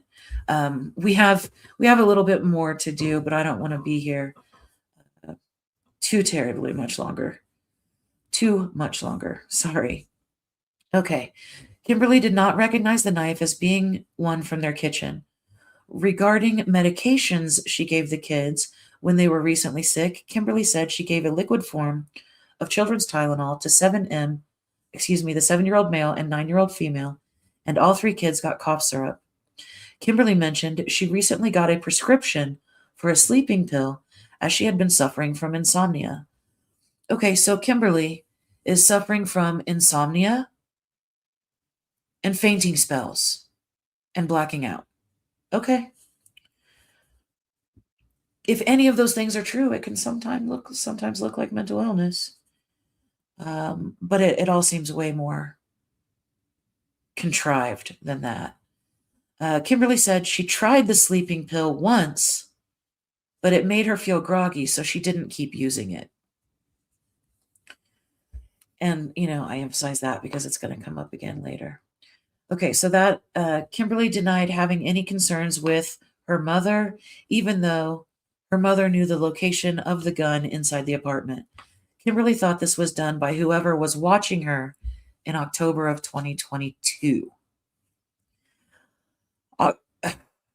In October of 2022, that's when it was announced that Dorothy Lewis was going to be Letitia Stauch's expert witness in her defense.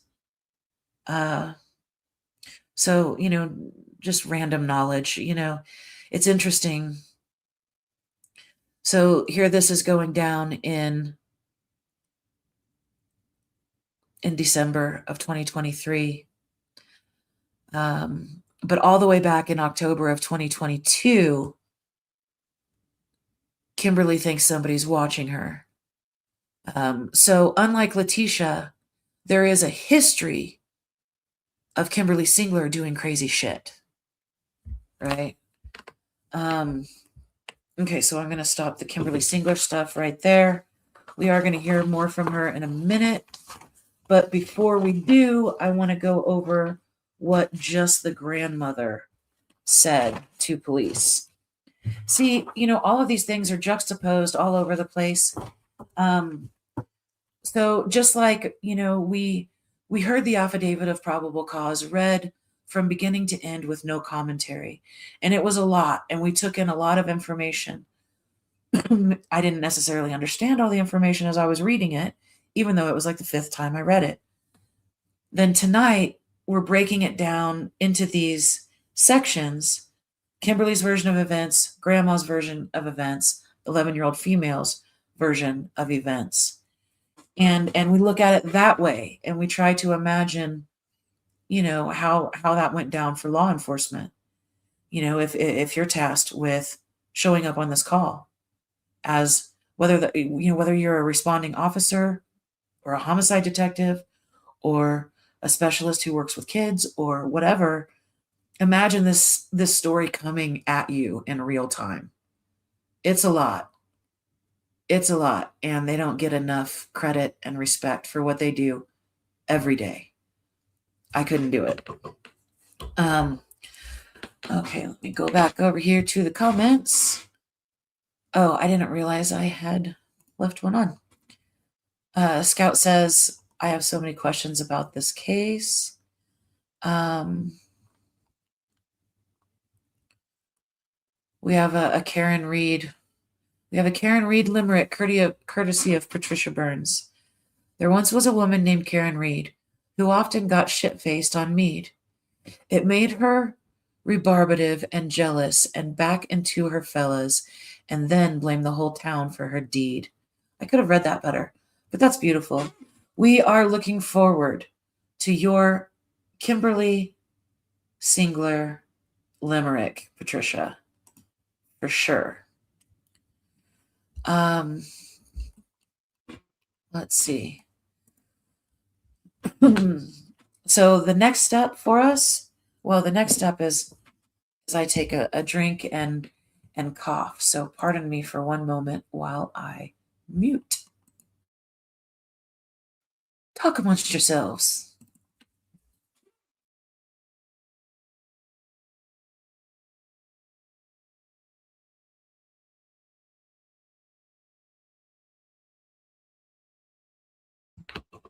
And we're back. Okay, so this time we are going through what the grandmother had to say. And remember, all of these people were suspects in the beginning. Okay, that is going to take us done there.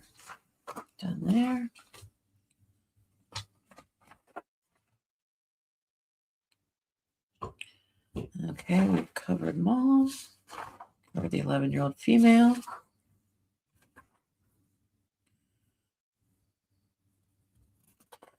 Considering the amount of information there really is in this document and how many redactions there were, it was well written and lucid.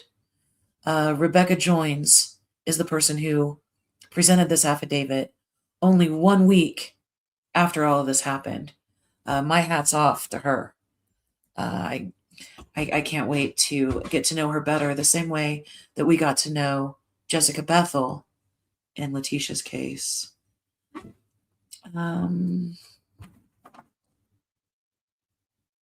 Nope, that is the 11-year-old female. Okay, here we go. So on page 8 of 14. Oh, I was already there.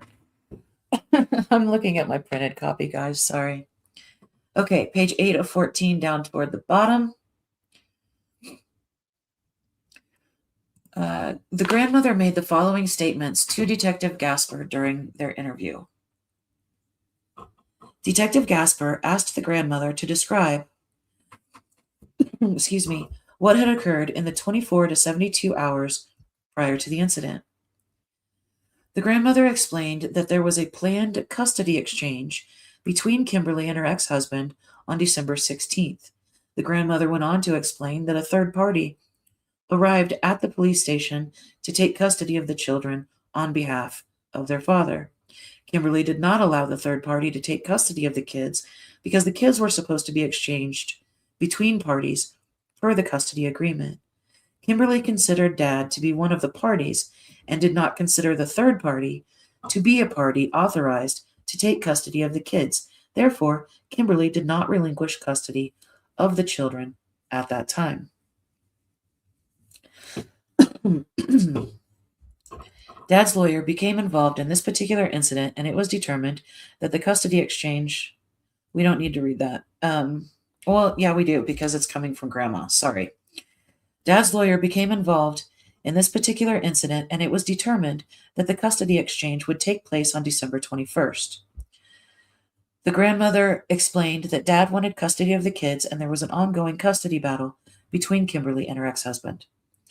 She went on to explain several incidents where Dad displayed concerning behavior with the kids. During this conversation, she explained that Kimberlee has not been able to afford an attorney and has been handling all of the custody issues on her own. The grandmother explained that judges in Fort Collins and Greeley have repeatedly not listened to Kimberlee's claims about concerning behaviors regarding Dad, despite evidence Kimberlee has provided to the courts. The grandmother explained that according to statements made by the kids and by Kimberlee, Dad is not a protective parent and provides very little structure for the kids. She explained that Kimberlee provides protection and structure the kids need. Despite Kimberlee's efforts to restrict parenting time, the courts repeatedly ruled that there was no evidence and would give Dad his parenting time back, and extra time was awarded for the time he missed while court proceedings took place. The grandmother went on to explain several instances in which there were allegations of menacing with a knife, guns in the car with children, and issues regarding child support and spousal support payments after Kimberlee and Dad got divorced. She explained that Kimberlee accused Dad of threatening her with a knife, but no arrest was made. She said that Kimberlee knew Dad to have many guns, and he would keep them in the car with the children, which was perceived to be unsafe. And I am going to stop right there and flash back to the Stout case, where Letitia Stout tried to set Gannon up as if he had come at her with a knife. And while she didn't call the police on him, she did tell a therapist, who is a mandatory reporter, that Gannon came at her with a knife, and even showed her a video of Gannon allegedly coming at her with a knife. You know, I mean, it's just so reminiscent. And it's a lot. It's a lot. So here's the grandma telling the police that Kimberlee is good, the ex-husband is bad, nobody will listen to Kimberlee, the ex-husband is dangerous, he's got guns in the car, he's not protecting them, they're unsafe. These are all things that Letitia accused Landon, Gannon's biological mother. And I can't be the only one who sees all the similarities. Anyway, I'm not gonna go too deep on that. Let me keep going here. Forgive the coughing. The grandmother explained that there was an incident that occurred last year in which Kimberlee left the state with the kids and drove to Utah. Kimberlee reported that someone was watching her at her residence, and when she left, people were following her to Utah.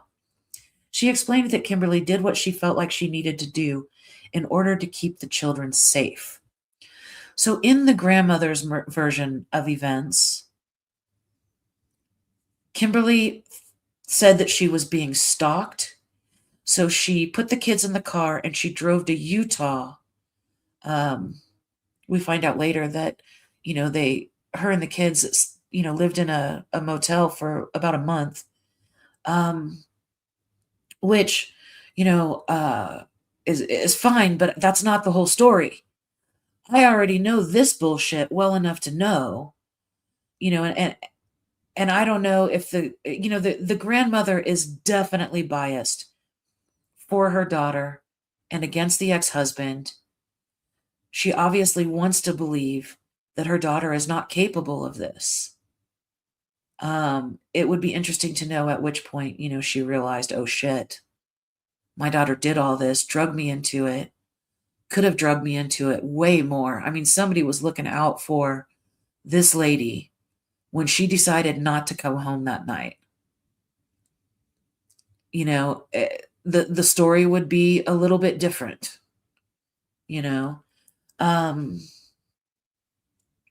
but so here she is. But okay, now if you're the defense, how do you use that paragraph?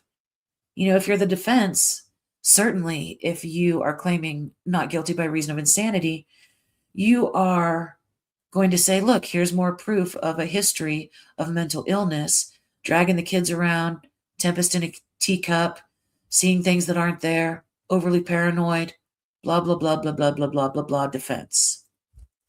Anyway, Detective Gasper and the grandmother discussed whether or not Kimberlee has ever sought mental health assistance to help her deal with the stress caused by the divorce. She said no. The grandmother stated that Kimberlee has not been diagnosed with any mental health conditions.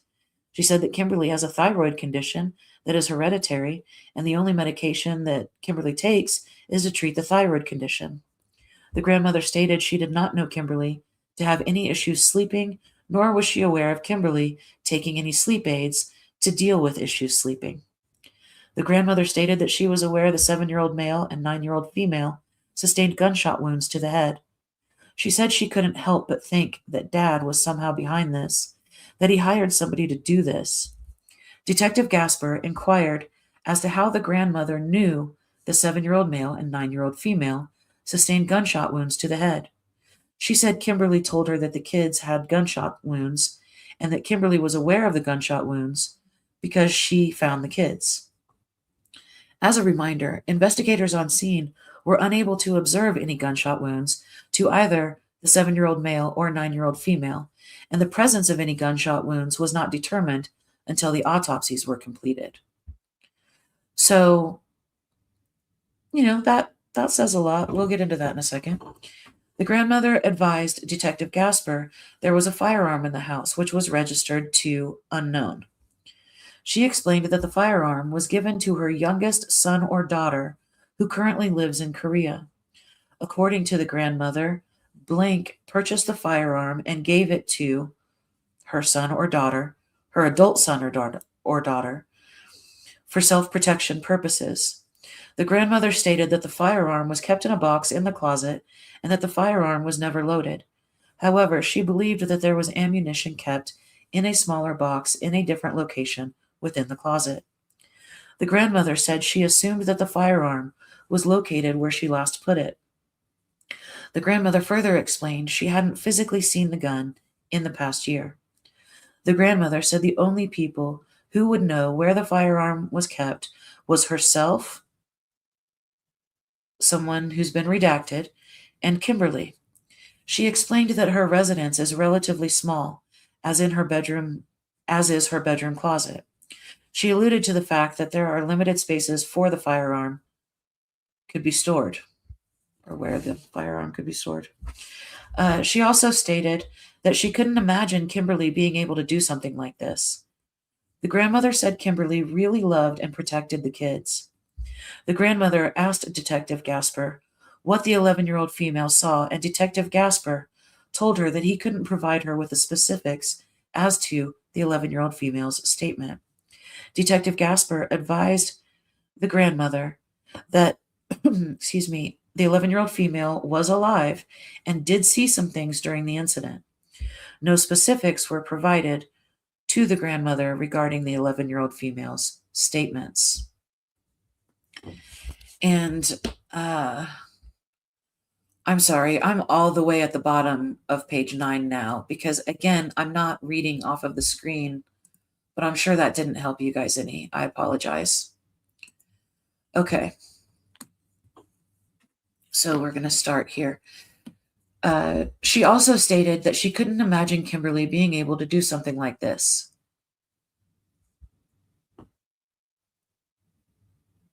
Did I already read that one? Yes, I did. Sorry. Okay. Next paragraph. The grandmother stated that she was not home at the time of the incident. She explained that on December 17th, she was with a friend and intended on spending one night at her friend's residence after they were going to go Christmas shopping that day. While she was away from home on December 18th, Monday, she reached out to Kimberlee several times and was unable to reach her. She said Kimberlee has a bad habit of not returning messages. The grandmother stated that she sent Kimberlee a message later in the evening on December 18th and advised her she would be home early the following morning, December 19th. This message was sent to Kimberlee because the grandmother was watching a movie with her friend. It got late, and she decided to spend a second night at her friend's residence. Regarding the kids being ill, well, actually, I'm going to stop right there for a second, and we're going to go back up here to the paragraph that starts with the grandmother stated she was aware of that. Okay. So I want to, well, no, we'll do that at the end. Ignore everything I just said. Okay. Regarding the kids being ill, where are we? Bottom of page 9. Okay. Regarding the kids being ill, the grandmother stated that she, along with the kids, had been sick on and off since the week of Thanksgiving. She said the kids got sick twice during this time. The grandmother advised that blank had a cough for an extended period of time. She said Kimberlee had also been sick during this time. The grandmother said Kimberlee took the kids to an urgent care a couple of times when they had the flu. The children were prescribed antibiotics to treat the illness and suppress the symptoms they were experiencing. The grandmother could not recall which doctor Kimberlee took the children to. According to the grandmother, in the days leading up to the incident, one had a cough and one had a runny nose. She said the illness symptoms did not appear to be too serious. She described that the symptoms she observed were symptoms of the common cold. Detective Gasper showed the grandmother photographs of a Unisom box that was located in the trash at her residence during the scene investigation. The grandmother advised that the medication did not belong to her, and she could not explain where it came from. The grandmother stated she was unaware if Kimberlee was taking sleep medication or not, and had no knowledge of the Unisom being in her residence. Detective Gasper also showed the grandmother a digital photograph of the knife located at the scene. The grandmother examined the photographs and stated she did not recognize the knife located at the scene. She pointed out differences between the knife, which had blood on it, and knives she had in the silverware drawer. She indicated she did not believe the knife that appeared to be used during this incident came from her residence. Excuse me. The grandmother stated that she knew that Kimberlee had knives of her own that were Cutco brand, which were kept in her detached garage, which was located near her residence. She advised that Kimberlee's knives were being stored in a box. The grandmother consented to a search of the garage, which was later completed by your affiant, and the knives were sealed in storage boxes. The grandmother stated she asked Kimberlee if she recognized the knife located at the scene, and Kimberlee said no. Detective Gasper then showed the grandmother digital photographs of the firearm located at the scene. She identified this as being the same firearm that she kept in her closet. She described the firearm as being a Beretta. She also identified the firearm's magazine, which was depicted in a separate photograph. The grandmother told Detective Gasper that Kimberlee also stated that she thought she would be coming home on Monday afternoon. The grandmother reiterated that she felt like something could possibly have been wrong when Kimberlee did not respond to her messages on December 18th. The grandmother recalled Kimberlee told her after the incident that the firearm kept in their apartment was used to shoot the children. The grandmother asked Kimberlee how anyone would have known where the firearm was. Kimberlee's response was, quote, "Somebody must have been watching me," end quote. The grandmother said it was far-fetched that somebody would have been watching Kimberlee if she manipulated the firearm. The grandmother also questioned why Kimberlee would want to look at the firearm to begin with.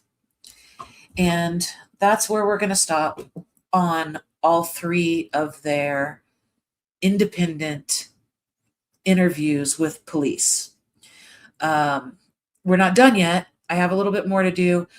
I really don't like going over 2 hours in a live stream, but we're going to have to tonight. So I will try and pick up the pace and not leave anything out.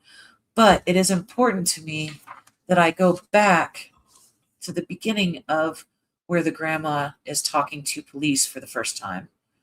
And so we go back to this paragraph here. The grandmother stated she was aware that the 7-year-old male and 9-year-old female sustained gunshot wounds to the head. She said she couldn't help but think that Dad was somehow behind this, that he hired someone to do this. Okay, so that's how Grandma goes into the interview with police. She says that she knows both of the children had been shot in the head. She only knows this because Kimberlee told her this. Because even detectives, trained professionals who were at the scene when 911 was called and they responded, even they didn't know that there were gunshot wounds to the head. Nobody told Kimberlee there were gunshot wounds to the head, but Kimberlee apparently knew, obviously, and told her mother that there were gunshot wounds to the head. So here, and this, this one really got my attention. And I hope that I can say it in a way that makes sense, even though I'm tired. So the grandmother sits down with police and she says, look, I know that they sustained gunshot wounds to the head, but I can't help but think Dad was behind this. Maybe he hired somebody to do this. That's the first thing out of her mouth is, yeah, I know they had gunshot wounds, but it was probably the ex-husband. Because she has been defending Kimberlee. She has been defending her daughter the entire time. Her daughter is an angel. Her daughter is struggling with custody. She doesn't admit that her daughter is struggling with mental health, but she admits to some crazy shit that her daughter has done. She is definitely, she's definitely biased, and it seems as if she's got an agenda. And who knows what conversations Kimberlee and her mother have had at this point. The grandmother has not spoken, by this point, has not spoken to the 11-year-old female. Okay, so keep in mind, she sits down, she says, yeah, I know they have gunshot wounds. I can't help but think it was the ex-husband. Now, if you go down to the very next paragraph, and this is the kind of crazy shit that I like to put together. The grandmother advised Detective Gasper there was a firearm in the house, which was registered to so-and-so, and she explained why there was a firearm in the house and that it's never loaded and where the ammunition goes and who knows where it is.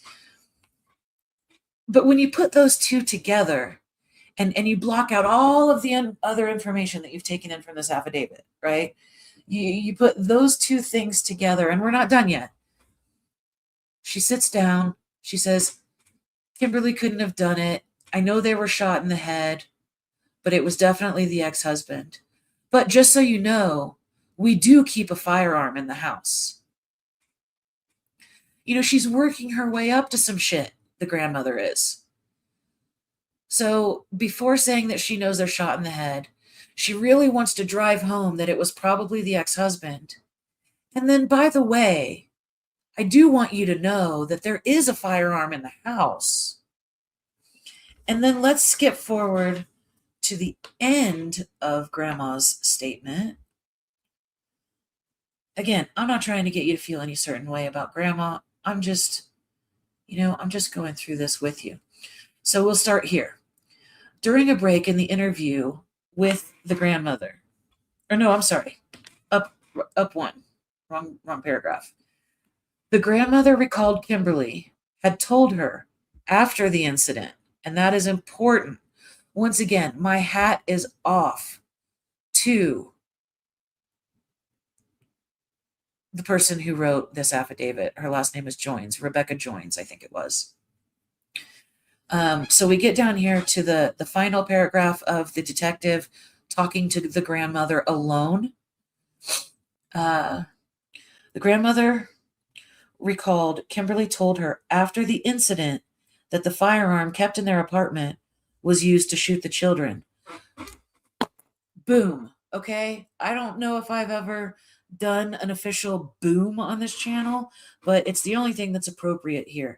So that really drove it home for me, all I needed to know about the grandmother and why the 11-year-old female didn't go into the grandmother's custody, quite frankly, after all of this. So, number one, she sits down and she says that she knows that kids were shot in the head. Obviously, Kimberlee told her.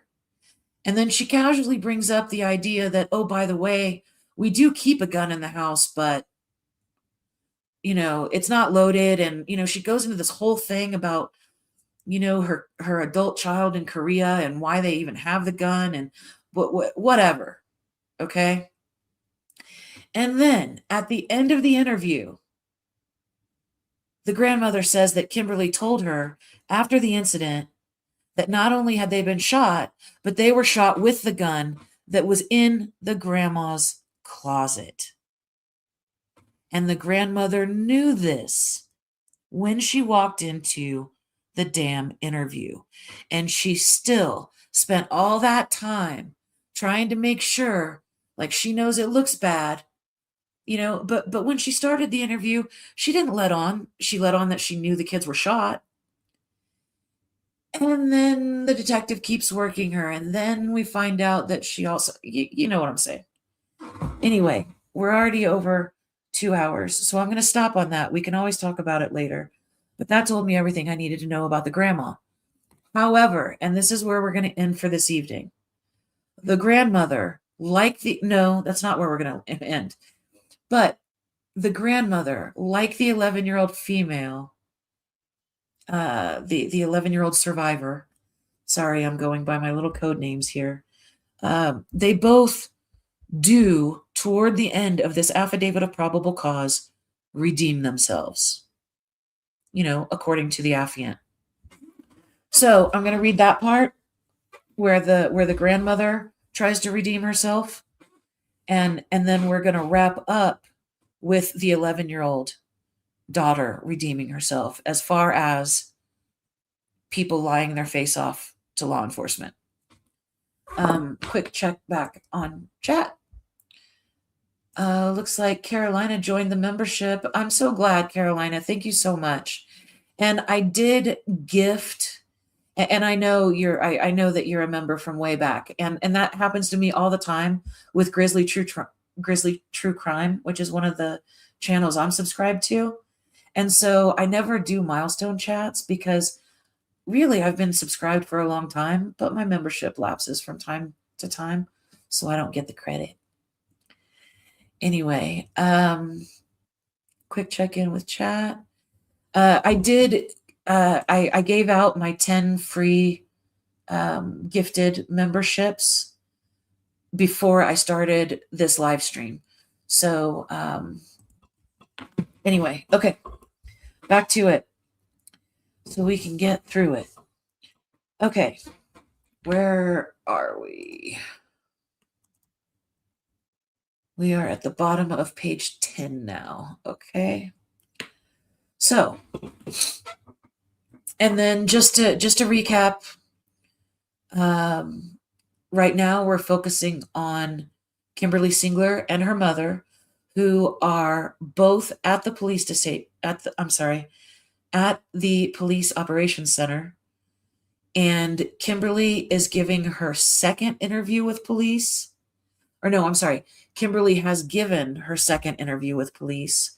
The grandmother has given her first interview with police. So that's where we are. During a break in the interview with the grandmother, Detective Gasper collaborated with Detective Gardner and other members of the investigative team.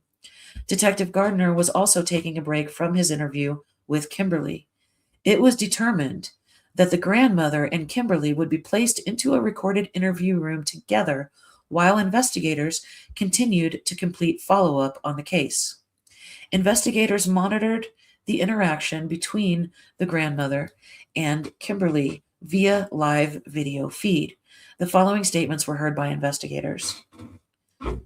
I love that they did this, and I'm looking forward to seeing the conversation between the grandmother and Kimberlee, because as of right now, not right now in this moment, but as of right now in the document, I've got a pretty strong, not so pleasant taste in my mouth when it comes to the grandmother. At the same time, I feel really sorry for her, because if her only crime is loving her fucked up daughter, then so be it. And I need to check myself. I don't know these people, right? But anyway. Okay, so here we are. We're in the interview room. It's Kimberlee and her mother, and only them, but surely they know people are watching and listening. I don't know. The grandmother told Kimberlee it was only the two of them, Blank and Kimberlee, who knew where the gun was located. Kimberlee said, and that's why I left that blank, and I left it blank earlier, because 3 people knew where that gun was inside that apartment. The grandmother, Kimberlee, and somebody else. And based on the grandma's previous statements, that somebody else could either be her adult child, who's in Korea, or it could be the 11-year-old female. I don't know. It's vague on purpose, and we're going to leave it that way. All I know for sure is that Kimberlee and 2 other people, Kimberlee, her mother, and 1 other person knew where the gun was located. Okay. Kimberlee said someone had been watching her. The grandmother told Kimberlee nobody would be watching inside the house. The grandmother then questioned who would be watching inside the house from the outside. Yeah, what, Grandma? You don't think it was the ex-husband? Sorry. It's getting late. Kimberlee responded by saying, quote, a creeper who was planning on killing someone, end quote. Kimberlee said that it is what murderers do. They sit and watch people. Kimberlee further described people as being creepy and having sneaky ways. During further questioning by the grandmother, I love that it's worded that way, because now the grandmother is the detective. And maybe this is the exact moment when the grandmother realizes, oh my God, my daughter's guilty. I need to shut the fuck up. She needs to shut the fuck up. What's happening? My daughter just killed my grandchildren. I can't imagine. So again, me slipping off into snark and kind of being snarky about the grandmother, it's probably not appropriate. But at this point, it's only natural. And you guys all know I don't mean any harm. It's also important that we talk about this stuff. So, it's kind of a paradox, right? Where were we? Okay. During further questioning by the grandmother, Kimberlee said she had taken the gun down in November as she was going to bring it in to show an officer.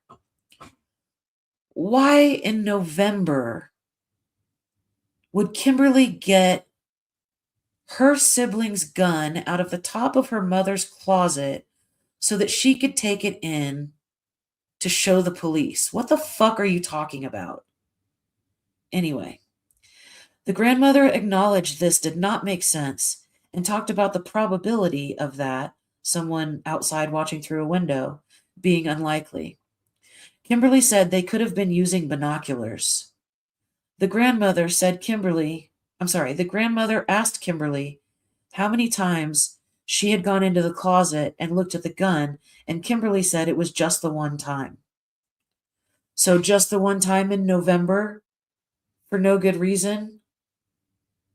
Gee, did you touch it? Is that why your fingerprints are on it? You bitch. Sorry. The grandmother, if you're watching this at 10 o'clock in the morning, I apologize. I'm recording it at 10 o'clock at night. It's been a long day. Anyway, the grandmother commented that the person would have to be there at the right time, to which Kimberlee said they would have had to have been consistently watching her. The grandmother asked Kimberlee if she had been taking sleeping pills. Kimberlee said yes, as she had not been sleeping. The grandmother told Kimberlee she was so secretive about what she does, but Kimberlee denied this. Kimberlee mentioned her sleeping patterns were off, so she had tried some sleeping pills. The grandmother asked if Kimberlee had taken them all, and Kimberlee said she had taken one whole bottle, which is different than what she told police, which was one pill, and she didn't like it. Now she's in a police interview room telling her mother that she took a whole bottle of the sleeping pills, and here her mother lives with her and has no idea that she's having problems sleeping or why she would have them. The grandmother said she was really upset, and she appeared to be referencing what this investigation is about. Kimberlee responded by saying she was too, but said she really wanted to leave because it was taking a long time. Somebody murdered your children. An unknown stranger. His name may or may not have been Eduardo, right? Oh, God. So the grandmother said that she was upset. Kimberlee said, yeah, I'm upset too, but I really want to go home because this is taking forever. Crazy. The grandmother told Kimberlee that the 11-year-old female knew who attacked her. Kimberlee questioned that the 11-year-old female knew and further said that was interesting. Kimberlee looked at the grandmother after this was mentioned, but never asked who the 11-year-old girl said had attacked her. The grandmother, referring to the 11-year-old female, said, poor child, and Kimberlee responded by saying, yeah. While talking about custody arrangements and who would make decisions about burials, Kimberlee said she had custody, but then commented that they, presumably Dad and his attorney, technically filed their order on the same day, December 18th. Kimberlee said she did not know if they said he would get custody of them until the hearing, or if she was just giving the kids to him until, the December 1st, which was the end of his original parenting time. We're going to get into all of that next Saturday night. Detective Gardner entered the interview room with Kimberlee and the grandmother. Detective Gardner mentioned that based on interviews and physical evidence at the scene, there were things that did not add up. As a result, DHS would not allow supervised visits with the 11-year-old female. Detective Gardner talked about how there were very few people who knew where the gun was kept, who had access to it, who would know that the door was unlocked but not open. Kimberlee replied, Kimberlee was told that between what the 11-year-old female told investigators and what she, Kimberlee, has said and what the scene shows, it did not make sense. So now we've got the detective grilling Kimberlee and kind of confronting Kimberlee with her mother in the interview room. Kimberlee was asked if there was any way she had hurt her children and herself. Kimberlee said no. Regarding evidence, Kimberlee said she did not know and thought that they, the suspect, probably were wearing gloves. Kimberlee was told by Detective Gardner that he had to look at the evidence he had, and he cannot discount evidence that we don't find. Detective Gardner continued by telling Kimberlee she had said it was probably really well planned, and she previously said it was crazy, and she did not know how someone else knew where the gun was unless the person was watching. Detective Gardner mentioned that she said she did not know if it was possible for just one person to watch her. Detective Gardner told Kimberlee this did not sound reasonable, and she is redacted. Detective Gardner mentioned that previously she did not talk about the knife, but today she said she picked it up and moved it. I really want to see this confrontation because that's what this is. It's a confrontation. As the conversation continued, Kimberlee was asked if she had anything else she wanted to say. Kimberlee said she hoped Detective Gardner can find what he can find. She further said this is why she had told Detective Gardner that since Dad always turned things around on her, she assumed he would try to make it look like she did it. As Detective Gardner was talking about the direction the investigation was pointing him, Kimberlee said, Dad just keeps doing things and getting away with it. She asked if it came to looking like she did it, what could she do? Yeah, because Kimberlee is being set up. Kimberlee is being framed. Kimberlee is a surviving victim of a vicious attack. Ugh, it's terrible. Okay. Okay, we're almost done. Kimberlee was told that here, we're all the way, I did it again. We're all the way at the bottom of page 11 now. Kimberlee was told that she has provided lots of examples of what her ex-husband has done, being manipulative, spinning things, and how he has a lawyer who does the same thing. Detective Gardner told Kimberlee that this, referring to the investigation, was not parenting time. It was not Dad not seeing the kids for 5 months. It was the shooting of 2 of his kids in the head and slashing their throats. Kimberlee replied, yeah. Detective Gardner asked Kimberlee how those things can logically be compared.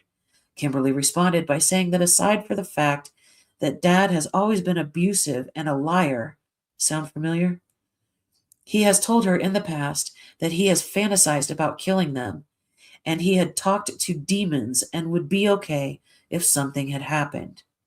Kimberlee said Dad has made strange, creepy comments and that she felt he was capable of doing anything.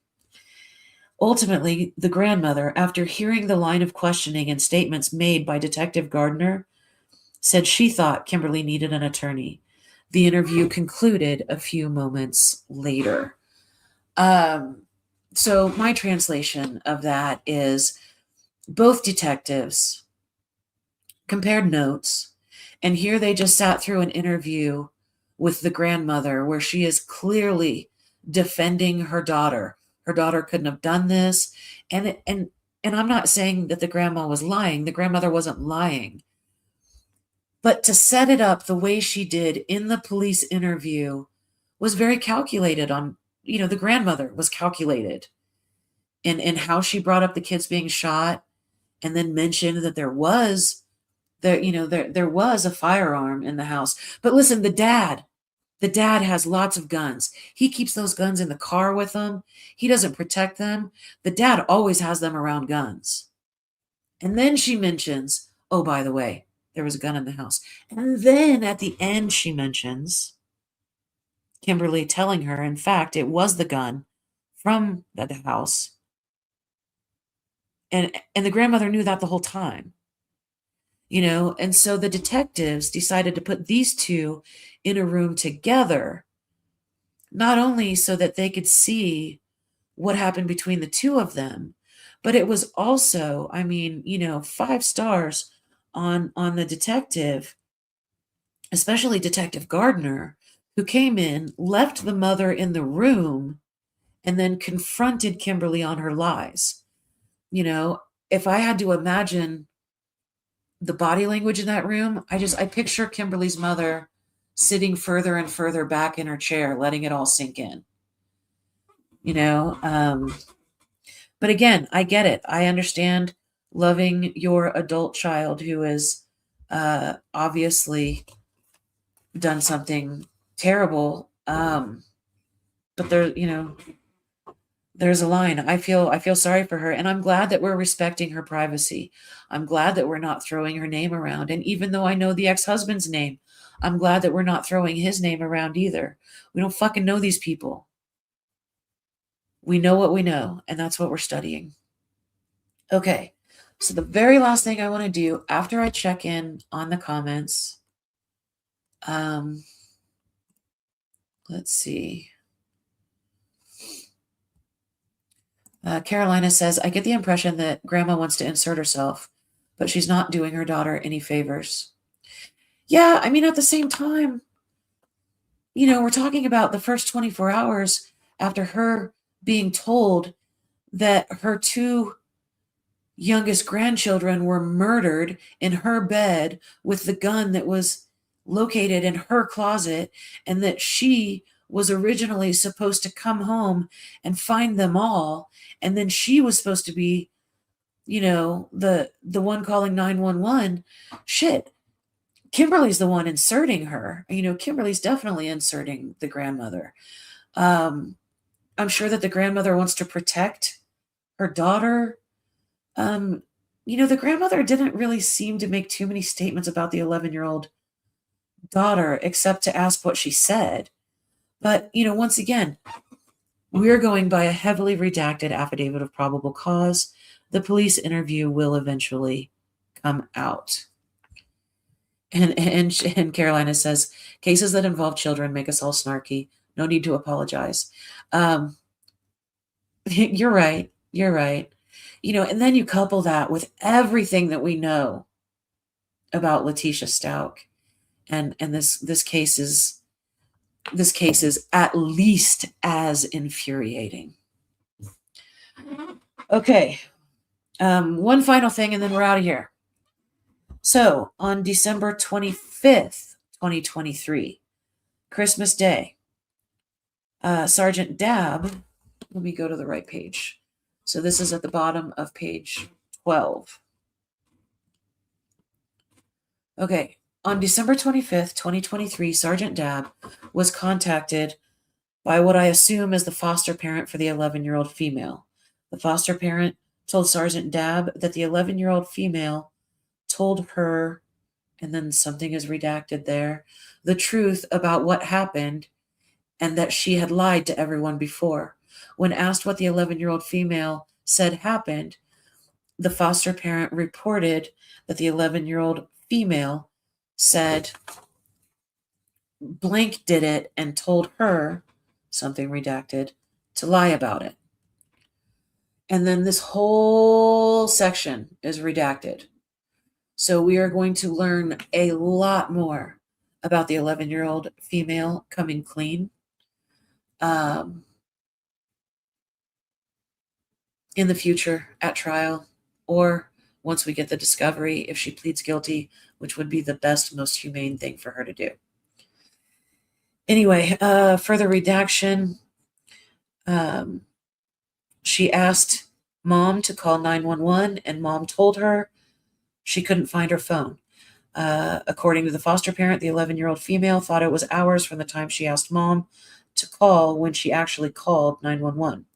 The 11-year-old female talked about the Christmas music playing from mom's phone and said that was when mom found her phone and said she could call 911. The 11-year-old female also talked about the adventure, quote unquote, the adventure, which went on for about a month sometime in 2022. The 11-year-old female said mom took them from their house and drove them for hours before telling them they were going to stay in a hotel.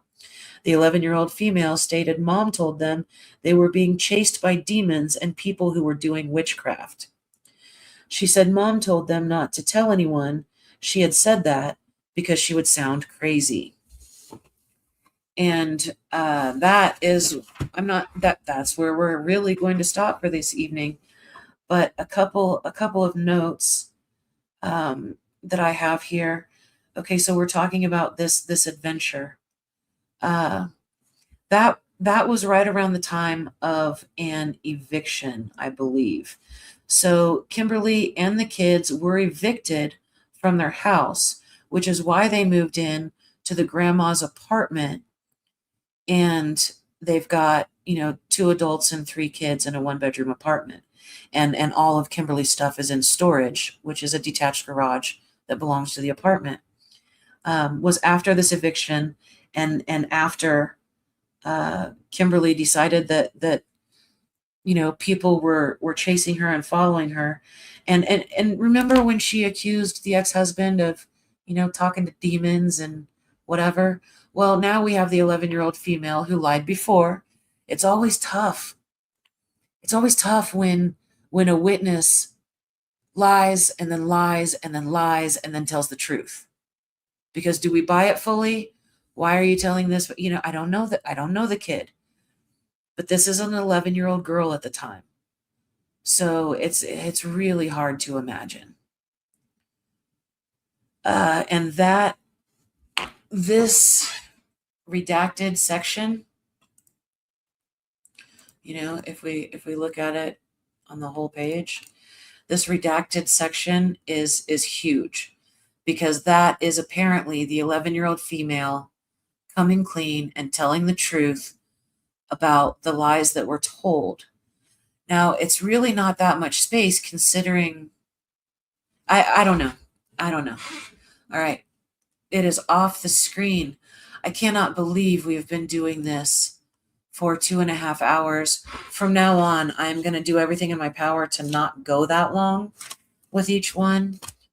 But I felt like it was important to separate this out so that we had the mother, the 11-year-old daughter, and the grandmother from their point of view.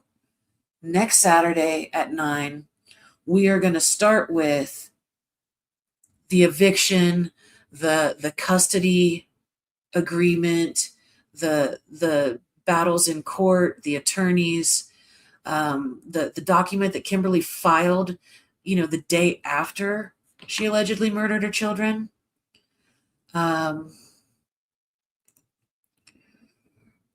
Herfruff 87 says, came in about 30 minutes ago to listen from the attic. We'll go after you close to be on replay crew. I agree. Snarky is okay. Well, here's a confession. Okay. After I do these, oh, that's Jilly Bean. Oh, hi, Jilly Bean. Okay.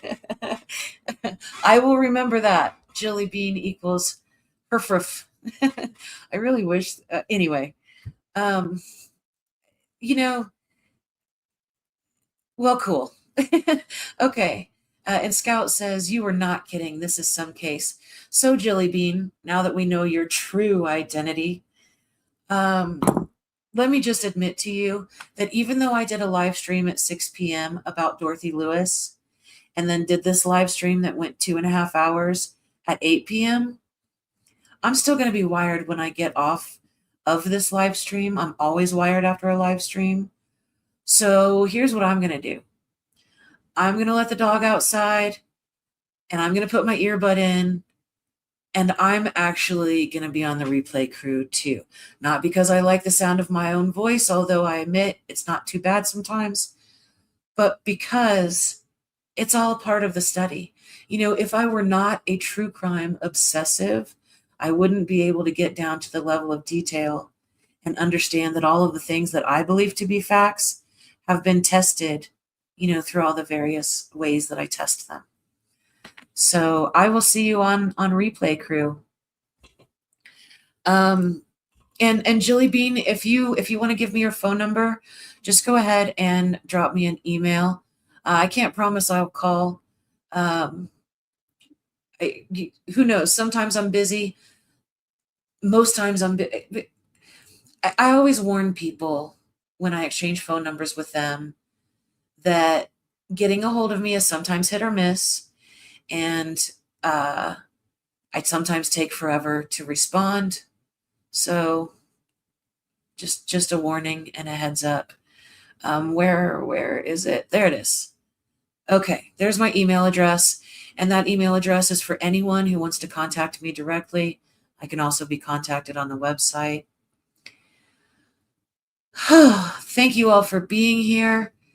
And I promise not to go 2.5 hours again next Saturday at 8 p.m. But I will see you then. I hope to see you on Replay Crew. Please comment, share, subscribe, all the stuff, all the things. Good night.